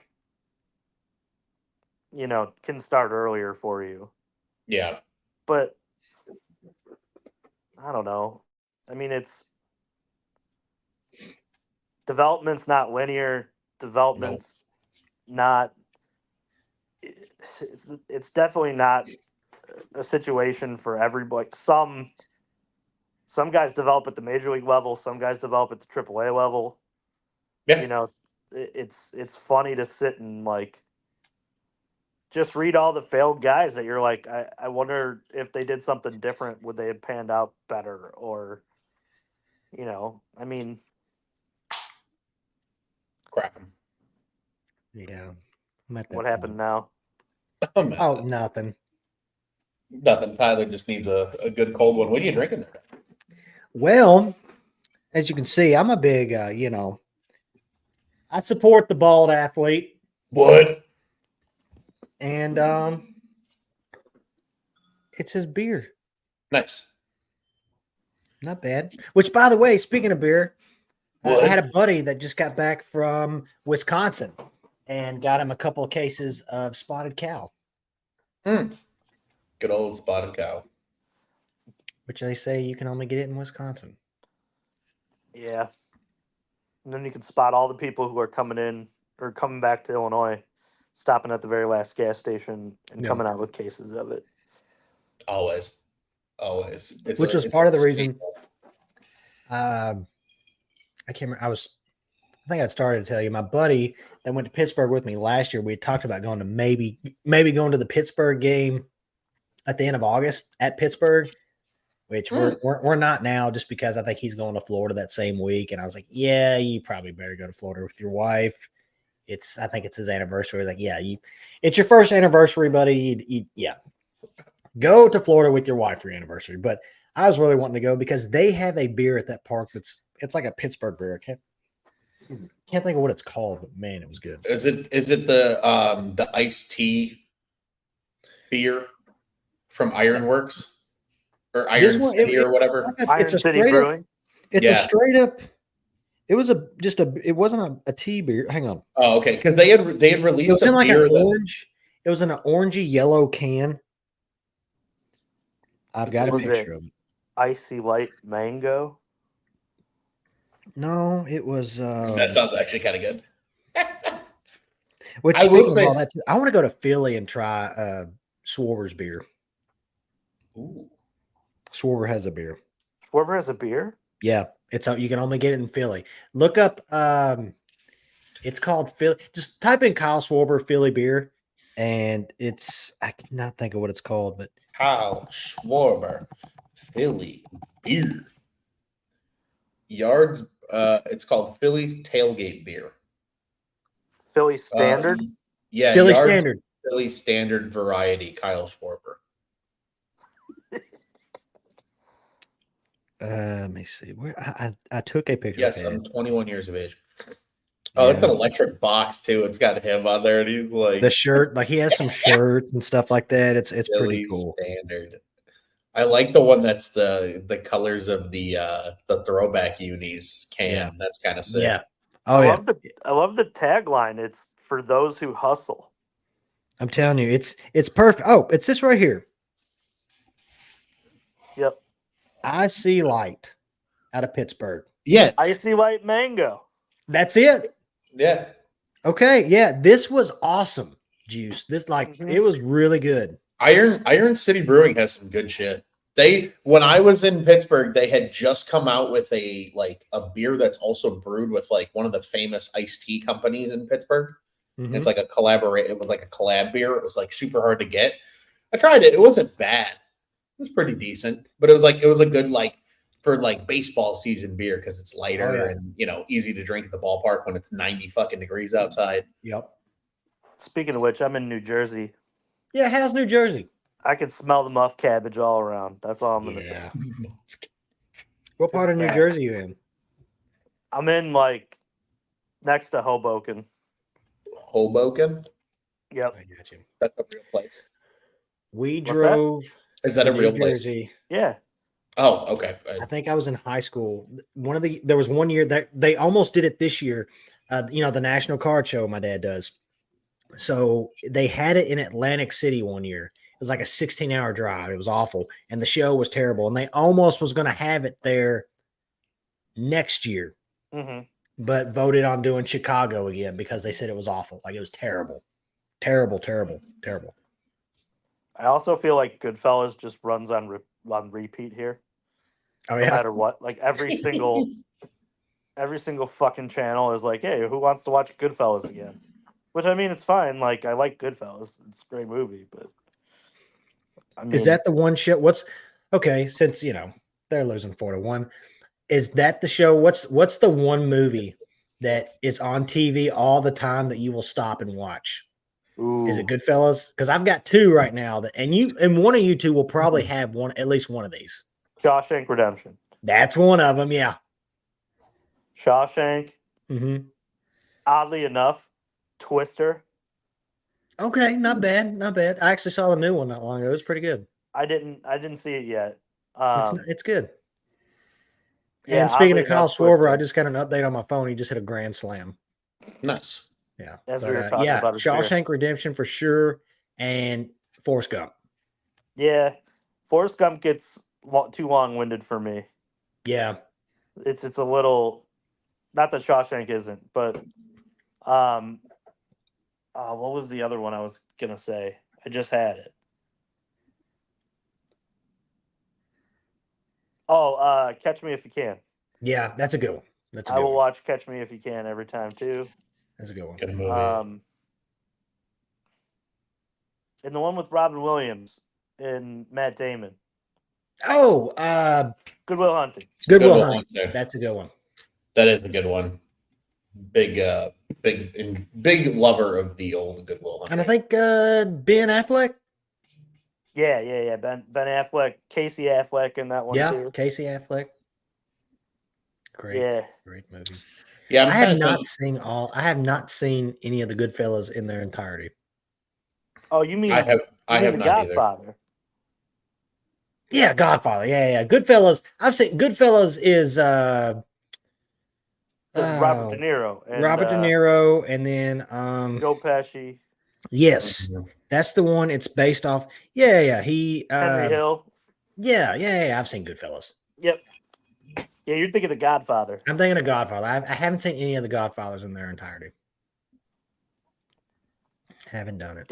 You should watch them. They're phenomenal. That's what they say. Like, I'll see them every now and then when I'm flipping through, and it's just like I'll see 3 hours, and I'm like, Yeah, like, watch it do I like want to?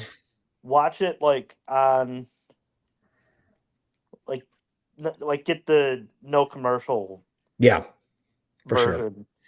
and then watch them like you could even watch them in spurts of like hour and a half. Because it is a long time to sit and watch a movie. Oh, for sure. Yeah, the 21st century attention span doesn't do well with those movies. Yeah. To Side answer note- your question, Tyler, Go ahead. I'm such a shitty movie watcher. Like a lot of the good classics, I like necessarily haven't seen. Good Will Hunting is one though that I will always keep on because I enjoy that movie. Mhm. Movies that anytime it's on, that's a very.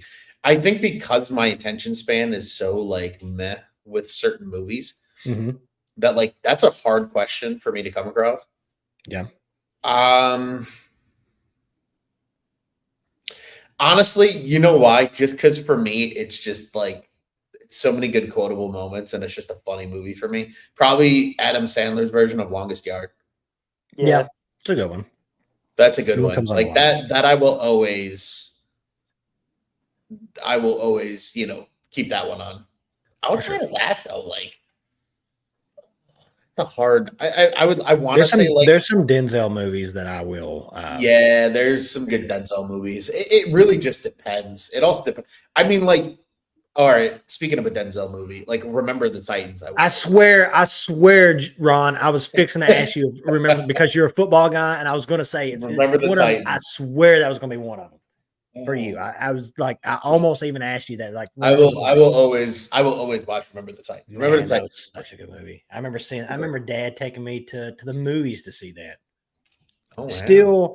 Still up there as far as one of the best soundtracks for a movie, up there with Forrest Gump, and that's those are two of the best two soundtracks. Let's also give proper credit to Tarzan for having one of the greatest soundtracks ever. Because Okay, you're talking about the cartoon one with Phil Collins. Yeah, Phil Collins with the it's a good one. Yeah. I can feel it coming in the air tonight. Dave's got a comment here among a slew of other ones, but said sometimes they're boring to watch with the White Sox. He says, "Where's the offense? Guys don't look like they even take batting practice. Clearly, half the lineup is not even average." This has just been a weird series, man. Like the offense has been humming since mid-July. Like this series has just visibly pissed me off. Like this Cleveland series is just for the sure. opposite of what I was hoping it would be. You blame that dumb Sunday off day? Yes, That was 1000%. weird. That was a weird off. It just felt it did not feel right. And if we're blaming off days, they got one tomorrow. They've got one next Monday. Like they got a lot of days off here in the month of August. So if that's going to ruin momentum, that's going to be looking at this series. What kind of pisses me off? It's not necessary.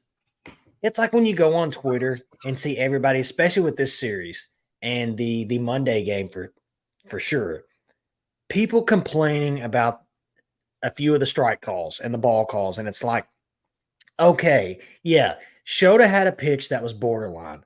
Great. Guess what? He still had an opportunity in that at bat to get him out. Like, I'm not going to sit here and be like, dude, the umpire blew that game on those calls and blah, blah, blah. It's like, you put up 8 runs. Was it 8 runs or 7 runs? 8 runs. I just can't sit there and point my finger at the home plate umpire on that one. And then last night you score 1 run. One run. I mean, he gave up a home run to freaking Stephen Kwan. Yeah, like I'm not, and that's what just and I think that they even showed a clip earlier here on the broadcast of a T-shirt that was made of a pitch, and it's like, okay, great, yeah, like, but I want to say I was listening to it may have been speaking. I know you were talking about John Boy earlier. There was a pod. It may have been then that was talking about how actually like the strike call, like the strike and ball calls have been better than they have like in the past. It's just that the bad calls, it feels like, have been a lot more emphasized this season. But I can't sit here and point at the umpire on any of these 2 games, or even this game too. But it felt like that was the narrative when after the game you pulled up X and was scrolling through, and that's all it was. And it's like, okay, cool. But guess what? He still had an opportunity to make a pitch, and it was borderline. It was right. Yeah, it sucks, but it was close enough where, okay, it could have been a ball. you know. And I mean, in But the grand scheme of things, look what's going to happen now. I mean, look at they lost last night. They yeah, look like they're staring down the barrel of losing tonight. It's like, all right, you're talking about one win here. yeah. You know, I mean, Yeah. Do you guys think I'm gonna ask a dark question in Let's get the dark. reality Let's of get Cubs dark. baseball here? If with this impending sweep, Mm-hmm. is the nail like two more good hits away from being fully in the coffin? no, because their schedule sucks. But do we actually trust them to win those games?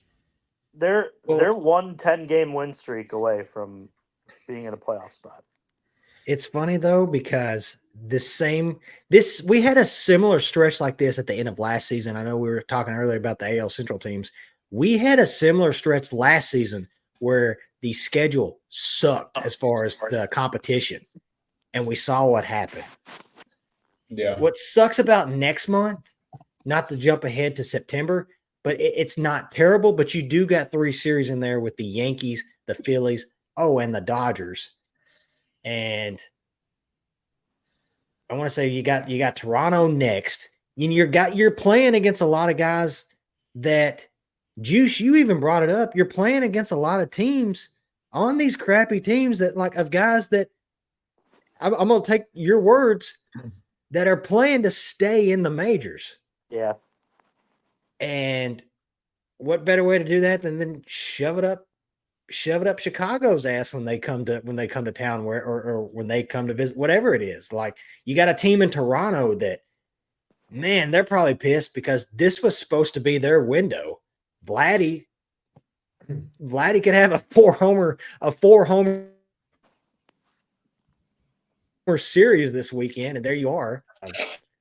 It feels like it, Ron. It does, because just when we thought, man, as long as you guys said it the other night, as long as they keep winning, no matter whether or not Milwaukee wins or they lose, and with all the other wild card teams, it's like they've got a good shot. But with freaking San Diego playing as well as they are, Arizona playing as well as they are, Atlanta hovering around, I know they're not the team that they were even at the beginning of the season. You got the Mets, and I hate to say it, but you got the freaking Reds, who they one of the worst teams in the division, and that's been like their freaking thorn in their side all season long, and they finished with them. Yeah, they're So Achilles heel for sure. Well, and that's it the thing. feels like So it, Ron, to answer your question. Yeah. because the schedule is this. So you play 2 consecutive home series coming up now after an off day on Thursday. You got 3 with the Blue Jays over the weekend, an off day Monday, and then 3 with the Tigers. Then from there, you visit the Miami Marlins for the weekend series a week from this coming weekend. Mm-hmm. 3 with the Pirates right after that, an off day, and 3 with the Nationals to close out August. Then you come back home for the Pirates, who are currently last place in the NL Central and are kind of falling apart like they typically do at this point in the year, especially because they didn't add anything at the trade deadline. But then after that off day on September 5th, 3 with the Yankees, 3 with the Dodgers, 6 days. And then you have an off day. And then the schedule lightens up a little bit because then you have the Rockies for 3 in Colorado. You have that Oakland series, Tyler, which we'll see you for. 4 with the Nationals at Wrigley as well. So you have 7 consecutive home games, but then you got 3 in Philly, an off day, and then 3 with the Reds at the end of the season. So, like, you play 3 of the best teams in baseball in the month of September. Yeah. But you have a really favorable, month of August coming up the rest of the month now. And most of your month of September is pretty favorable, let's be honest, outside of those 3 major series that you have coming up. I mean, it sucks that they're not against anybody really that they're competing with for a playoff spot. And that was what Juice, you and I talked about that on Sunday. Like they play a lot of easy teams, but like they don't play anybody that they can directly like grab ground against. You are praying to the baseball gods that the rest of the teams in front of you are able to continue losing games because No. And there's that's still where things are right now. even with Pittsburgh, I know you brought up Pittsburgh, seeing Pittsburgh twice. That's a possibility of seeing a Paul Skeens, if Jared Jones comes back, and a Mitch Yep. Keller. At least 2 of them in the series. So that's who knows how that goes. And then you just saw with Colorado what they did to the Braves. So Yeah. I mean, Yeah, I mean, on paper, it's not a tough schedule on paper, but yeah, and we all know you how that still just gotta go out and take care of business. And a sweep, if this is a sweep just like, man, it just puts you further into that hole. Yeah, well, all things considered, I mean, it looks like it's going to be a sweep despite Yeah. the guy on third and half of the dish. On a positive note, though, it looked like Clase was in the dugout, so maybe they don't see him tonight if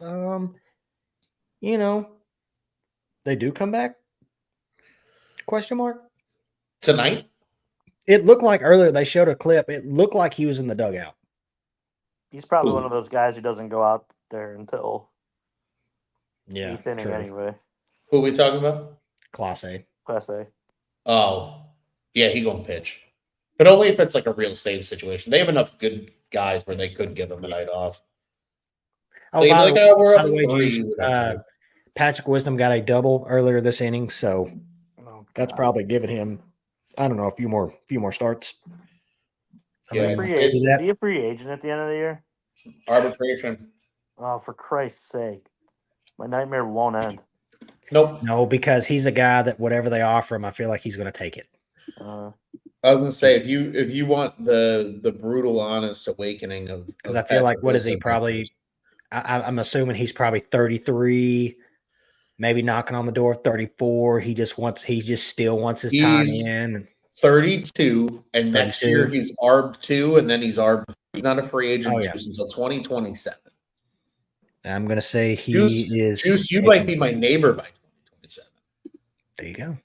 If I'm not your neighbor by 2027, that's sad. Yeah, it's fair. No, that's totally fair. But yeah, Dude. Wisdom's an ARB 2, ARB 3 the next 2 years. He Yeah. cannot Just, be on the roster next year. Gosh, I know, right? He just needs to be that guy that, you know what, just stay in the minors, have your fun in the minors, David Bodie. take some of the boys out. And I know people are, speaking of Bodie, like I know people are calling for Bodie to play more, but it's like, it's only been, I know he's got. He sucks If he was in the minors over the last It's 2 just 33 years, games. Yeah, he's not worth a shit now. Yeah, I would not have confidence in Bodie. I would maybe have a little more confidence in Bodie than I know Wisdom has. Maybe a little bit more of a power threat, but I think maybe Bodie as he grounds out, maybe puts better at bat than Wisdom. I watched him swing through 2 sliders like it was nothing. But either one of those two guys, I'm just over both of them. And honestly, I think at some point Jed's gonna have to make hard decisions this offseason because For sure. you have so many guys on the 40-man that are just taking up roster space at this point. Yeah. Like you're gonna have to add an Owen Casey. You're gonna have to add Kevin Alcantara was already there. Excuse me. Like you're gonna have to add some of these top prospects to your 40-man. And that's why, Tyler, to your point from a little bit earlier, I think this is the hardest. This is the most important offseason for the minor leagues, for the Cubs and this pipeline, because you're going to have to start adding guys to your 40-man. You're going to have to give people the Michael Busch treatment, right? And add them to the 40-man. And if you're not going to play them, trade them. Trade for something that's going to tangibly help you right now. For sure. You have one of the top 5 farm systems in baseball. Utilize it. Either bring guys up and see if they're ready to play, or move them on to other teams and fill holes that way. But they're going to have to do that at some point. They're going to have to. They better do it this offseason, especially with all the implications of RSN hitting teams harder this offseason than it did last offseason. Jay, if you're watching any of this diamond stuff. With a gut punching stat. What? Oh, me, Ron. Can you pull the? I don't know if you What's should up? pull it up. What are we pulling Jay up? with the Jay with Oh the. yeah. I think I think it's worse than this. Oh wow. Yeah, I think it's worse than this. This is why Wah, as we wah, cross the wah. 2 hour mark of this watch along, I'm gonna take the sword with two hands and just stab it right through the fact that the watch alongs for the rest of the 2024 season are dead. No, you're just Absolutely taking dead. it behind the woodshed. Old Yeller in it. Old Yeller. Done. And it's tragic, but we have not had a good record on these this year. No. And I know people like them, but we are visibly hurting the Cubs by doing watch. That's Yeah. what Honestly, I've told myself. honestly, we're the reason. We are the problem. It's We not. are It's not. the It's not problem. you. It's me. It's not you, it's me. Well, that's okay. Yeah. A little scoring up for you guys Oh, though. go ahead. You've got Cincinnati beating St. Louis 7-2. That's kind of man, but I'm trying to think of other. Mets are beating Oakland right now 3-1.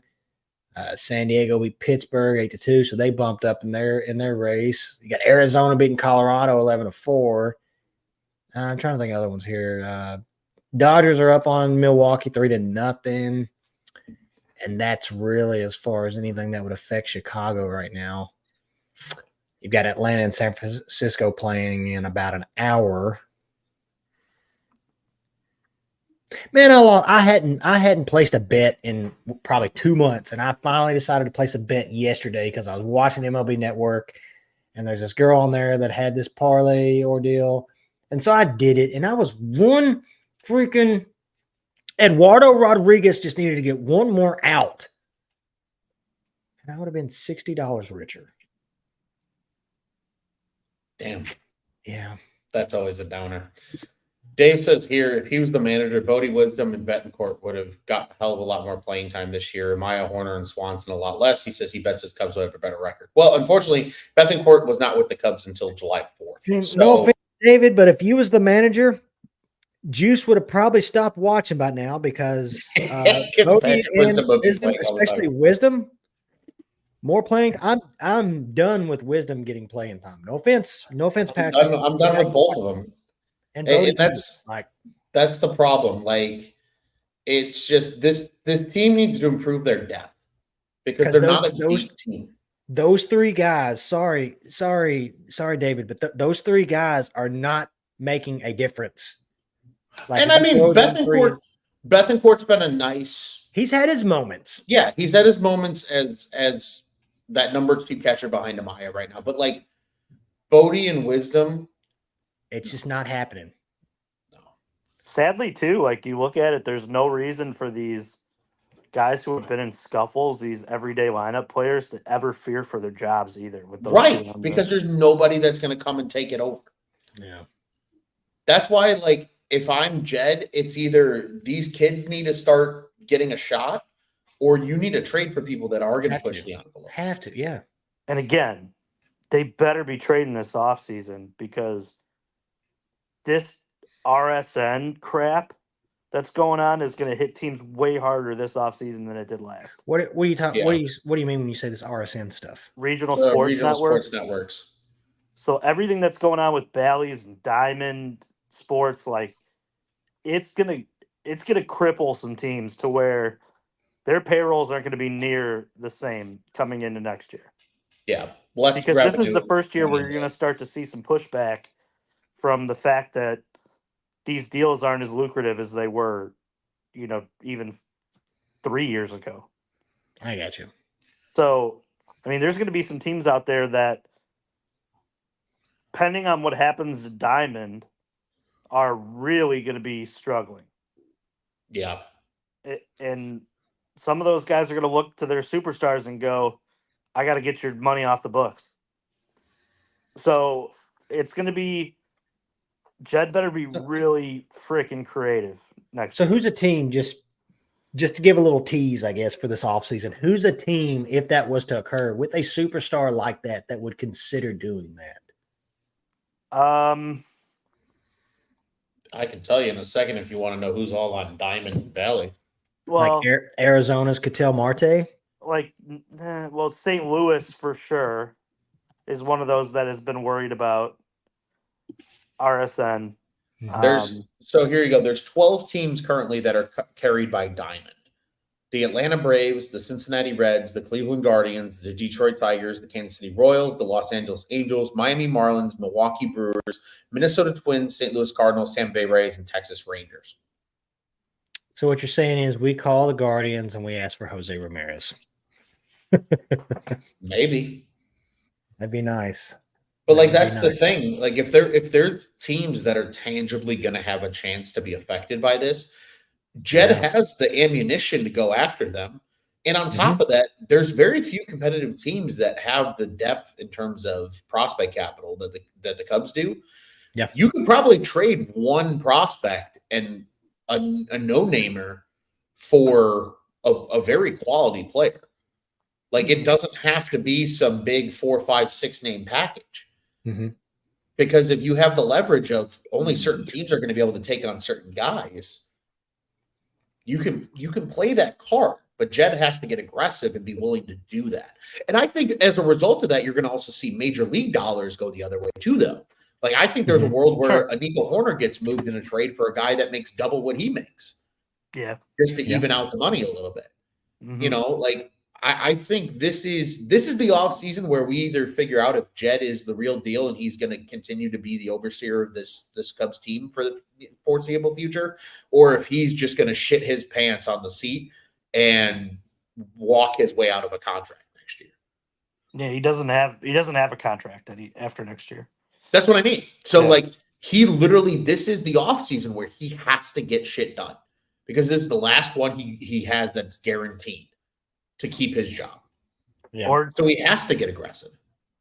Or do you fire him now because he's a lame duck and you bring somebody else in? But who are you going to bring in?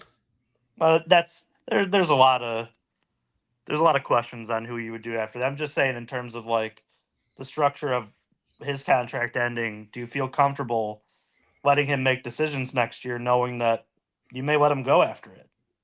I think that's a fair question that needs to be addressed.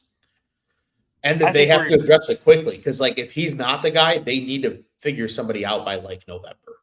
I think we're gonna get the news come end of November when the World Series is over that Jed has been extended. You think so? Yes. But how many years? 3? I think it may be like around 2. Maybe you give him next year plus another year. That way, if you feel like next year goes bad, you can fire him and move on. And you're only on the hook for another year. Maybe. I don't fucking know, man. I'm like, I feel like I'm at the point, and I'm sure there's a lot of other Cubs fans that feel this way. I feel like we're at the point right now where like it doesn't feel like there's a clear answer. No. There's not a clear answer for a lot of things. And that's the other thing too. I mean, we're sitting here talking about this. It is August. You know what I mean?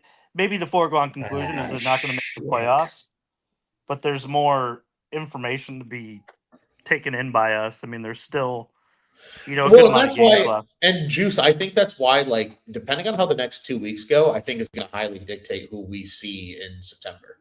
Like, I think if they somehow magically lose 2 of 3 to the Blue Jays, and maybe you beat and maybe you lose 2 or 3 like the Tigers, but then you beat the other teams, I think there's 100% chance that like you see Owen Casey, you see, I'm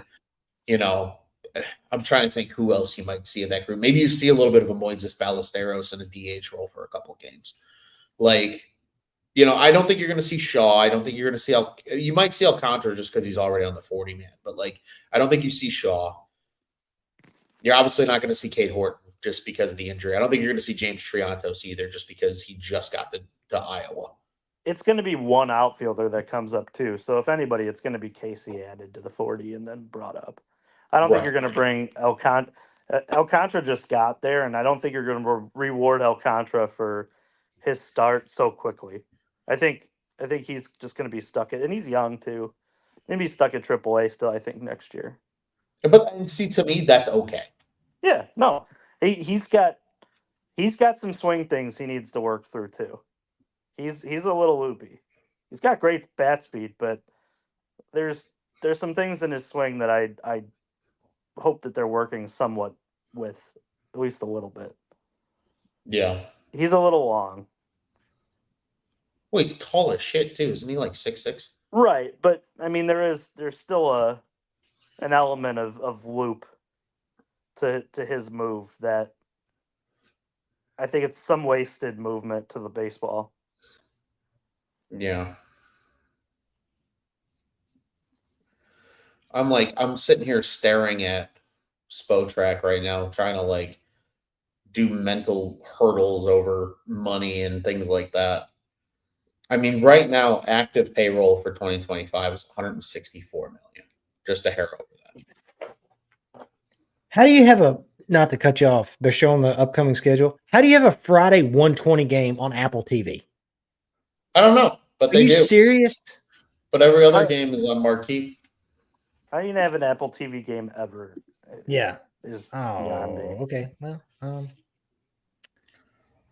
Well, for people that are upset that it's on Apple TV, if you're in Chicago and want to go to the game, I've got 2 bleacher tickets I'm trying to get rid of. there you go, guys. Good shameless plug. Good shameless Let me know. I plug. need to get rid of tickets. Tickets. All right, one more half inning until our misery is over, and the final watch along comes to a close. At least for the 2024 season. It's been fun. It's been real. I'll be right back. Hang on a second. I mean, these have been fun. I just wish we had a better record when it comes to these freaking. No, they're fun. It's just our record is just putrid. It's just not good. It's just not good, Ronald. Time to look over my empire that is New York across the Hudson. Can smell it from here.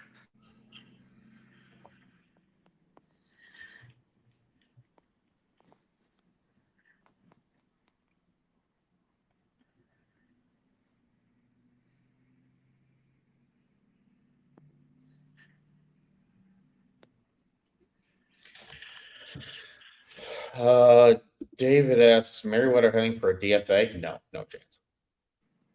What's his contract next year? Julian Merriweather? Arb eligible? I believe he is Arb. Let me double check. I just had it up too, and I X'd out of it. So I should just leave it up. Multi-year summary. Yeah, he's ARB 2 next year, ARB 3 the year after. So he still has 2 years of control. So yeah, he's not going anywhere.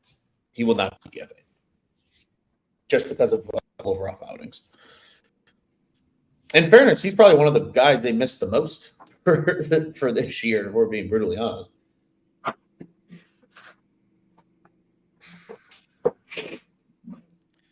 Juice, did you get to go scoot around Manhattan at all, or nah?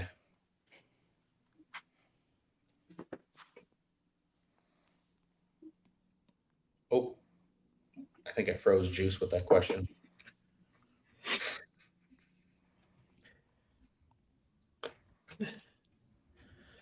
I think we froze Juice with that question. Oh no. Yeah, he just doesn't want to talk about it. Nope, doesn't want to talk about it. I You pissed him off. Did you get to get Manhattan at all? Nope. Nope, and I don't want to talk about it. Oh shit. Yeah, well, Oh man. Oodles of fun. Oodles and oodles of fun. Yeah, I don't know, man. They've got a lot of soul searching to do. I mean, it's still going to be worth. Oh, he's back. There he is. Hey, buddy. Hotel internet. Good old hotel internet. Yeah, Juice is on the loose. Yeah, unfortunately, I'm in New Jersey. New Jersey. Welcome to New Jersey. Joe, you're right. You're right. They have got a lot of soul searching to do. Like it's just yeah. Did they lose? No, not yet. Well, not yet. It's 6-1. Say's got a full count, no outs. So he's out. I mean, there's a chance. So he's out. So There's you're a saying good there's a chance? Oh yeah, he is out. Yeah, you're right. Told you that one. Wah, Man, wah, wah. which I'm trying to like. I'm watching the game, but I'm trying not to watch the like the feed on our show Oh, because that was horrendous. it's just a hair quick. It's just a hair faster. It's got a quickness to it, man. Is Belly in right field next year? Like, is he your starting right fielder next year? I mean, probably. If And that's why, honestly, I know there's people, and I've had people in the comment section of this damn show sit here and tell me, but he's a marketing piece for Japan. I'm doing the SpongeBob thing if you guys can't see. If you can trade Seiya Suzuki this offseason, who's a guy who's destined to be a fucking DH every day, you do it. yeah, oh for sure. For sure. Like, Because Belly's coming back next year. Belly, He's Belly's coming back. If he doesn't, it's because he rolled one that night over during the off season. He's so freaking high out of his mind. He doesn't know what he's thinking. He's like, yeah, man, I'm rejecting. Like, that's the only reason why. And he accidentally does it, and then wakes up the next morning and he's like, what did we do? What did I just do? Like, that's the only way. Why did I just opt out a free $27 million for next year? Why did I just like opt And that's the thing, like, and, Belly's a good player, but Belly's numbers do not suggest he's a $27 million a year player next year. So guess what? He's going to take the money. So he's back for sure next year. So if that's the case, like, you have to be able to upgrade somewhere. And if Bellinger's going to play right field for you every day and you want to upgrade, like, outfield's probably the one place you can upgrade easily right now. yeah. Maybe outside of a second base, but even at second base, what the hell are you going to do at second base that's going to put you over the edge? There are no Robinson Canoes anymore in baseball. Nope. Right? Like, there's not that power. There's no Dan Uglas that are going to come in here and put 30 on the board. Those 30 airs. forearms, man. Those forearms. What a guy. Dan Ugla, 30 airs, 30 home runs. Oh, Belly bomb. error. There's a little error. Like belly bomb. No, not a Belly bomb. bomb. It was a belly Raccio let it go right through his glove. I think there's a hole in his glove. No.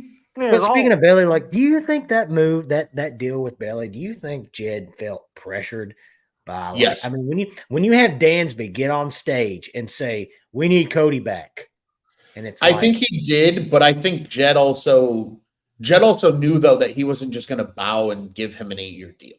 Yeah. Which is smart. In hindsight, Jed made the right move, because even if you have Bellinger for one more year, it's only one more year, maybe two at worst. Mm-hmm. Like, Jed played the cards correctly. I know a lot of people poo-poo and shit on Jed, but, like, could you imagine right now if the Cubs had paid Bellinger like $200 million over 8 years? Everybody would be shitting bricks right now. Oh, never mind. Yeah. Juice, did you pick Paredes as your dinger pick? I did. He did. Okay. Well, never. He just hit a ball that I said, but I thought it was gone. I thought it was gone too. Oh, they're reviewing it. Wow. So out of this whole loss, out of this sweep that's supposedly coming, at least Juice is getting another dinger pick. Maybe. You know the Vince Carter gif? It's over. Yeah. This whole Cubs on Tap race is over, man. I'm just gonna keep grabbing one each week, and no one's gonna catch me. I'm still coming, motherfucker. I made the comeback of the century to get where I am. You're still like 6 back of me. I'm 5 back of you. Never mind. This is just a desperation like review. Yeah, it's not a home run. I'm 5 back of you, Juice. I'm coming for your ass. I'm only 1 back of Joey. I'm like 11 or 12 back. So yeah, that's fall. That's five back is still a lot, though. I know, but I'm only 1 back of Joey. That's. I mean, we can't have Joey finish second. Nick's only 2 back of Joey. Yeah. Have you noticed? Have y'all kept up with? Have you kept up with any of the dingers guys? Because they're all at least past. I know they're. Nobody's at 20 from the dingers crew though. Juice is leading the way out of everybody. Mitch is the closest. Mitch has 19. Oh wow! But they also are basically what you're saying is I'm still in dead last. Yeah, you're in dead last, bro. You're the only one in single digits Yeah. out of the 9 of us. Like I hate to say it, but Scott from Iowa might have picked more correctly than you have this season. Oh, I guarantee Just it. like in the replies of I guarantee it. We need it. Yeah. You're probably right. oh shit. Yeah, you know. What are Oh you gonna man. What are you gonna do? What do you think Isaac does here? I'm behind. So did he strike out yet? Oh, he took him. No, he's still fouling everything off. He's fighting. Not to. He did get a strike call called on him earlier. That was pretty bad, but not that it makes a difference. Not to be. It really doesn't make a damn difference. It don't. It don't really make a damn difference right now. Just ground out for Christ's Maybe sake. we start live streaming. Maybe we just start doing live stream for like the little league games. Maybe we'll get a better. We'll have a better record. Dude, I still think I'm that heavily rooting against Hinsdale Hinsdale. Why? because when I was 8 years old, we lost to Hinsdale at the state championship, and I've never gotten over it. That's Okay, then. honestly fair. I respect Okay. it. Yeah. I get it, man. Yeah. I get it. I've always thought it'd be cool to do a broadcast of those little league games because I watch them and I see how it goes, and I'm just like, this is not how little league baseball normally goes. Every call, there's something going on as far as with the fans and the parents and all this kind of stuff. I was like, this is not true as far as how it is portrayed and broadcast. It's like fans aren't like this as far as like just cheering all the time and stuff. It's usually something along the lines of like yelling at the umpires. Mm-hmm. Pretty And much. yeah, but yeah, I just always thought Is this the I just ball? like talking crap when we're watching them. I'll just sit there at work with some of the guys, and I'm just like, yeah, this kid's about to, blah blah blah, and it's just it'll never happen because I'd have if I started doing that and if we just blew it off the rails, I'd have so many dads probably coming after me just wanting to beat me up. How dare you talk about my son? I'm just like, you're just proving my point, sir. Who's making the last out tonight? Oh man, well, Well, it wasn't Paredes. It could be Nico. he's down 0-2. There you go.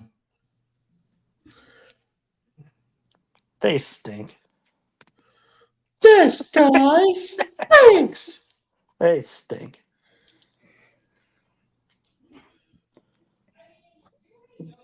This guy. Just swing. Well, on a positive note, if this game ends pretty quick, I will probably get in another episode of our show. My wife and I have started on Netflix, which it is a fly out. That's a ball game, that's the ball game. and that's all she wrote. In play, outs. Well, it was the memories we shared during these watch-alongs. We are the reason. Probably the biggest thing, the biggest monumental moment was was watching Ron suffer through 9 hot dogs and 9 beers. Well, he took it like a champ, though. Dude, they should was be done by the 0-13 in watch. Oh yeah, because that game that they did win, it was that game that He was out. the Mets. He was out. Yeah, and had they called him, had they reversed the call, then they probably could have had they not called him safe, or no, had they not called him out or whatever it was, had they not called him safe, if they called him out first, we'd be looking at an 0-13 record right now, probably. Mm-hmm. Probably. We are the reason. It's not you, it's us, guys. The problem. Yeah. We are the reason. Well, these get to die for the rest of the 2024 season. Gentlemen, any final thoughts on watch-alongs for 2024? Sorry. Good riddance. Our I dad. knew you were gonna think good riddance, Juice. I had that teed up in the back of my head. No, Our dad. I'm excited for the shows the rest of the year. We got plenty to watch still, even this team is not making the playoffs. Owen Casey, things of that nature. But Juice, you and I at least have Bears football to look forward to. Tyler, Hey, we have the I've Oakland agreed. game to look forward to. Hey, I have agreed. I have come out of retirement. I have agreed to do a fantasy football league, so I heard. I will be keeping up with football more this year. I couldn't name you 5 football players right now. I can name you a couple of quarterbacks. That's about it. But I've got a few college friends and college coaches that want to do it. So, if I draft a Bear, I'm with you guys, man. I've got you. Hey, I'll ride through the storm with you. If you wanna ride that storm into a weekend in Chicago for a Bears game or something, dude, that'd be awesome. Do a Cubs on tap at a Bears game type thing, and it would be an absolute shenanigans. That'd be awesome. Time. So be awesome. We'll have to figure that out. Well, gentlemen, this was fun. Cubs lose again. Our watch along record for the year was absolute dog shit. But it was fun. It was fun. Nonetheless, these die with this one as promised here tonight. Dude, but have no fear. Realize that next year we have to go 13-0 to get above 500. Horrendous. Yeah. Some might say heinous. Yeah.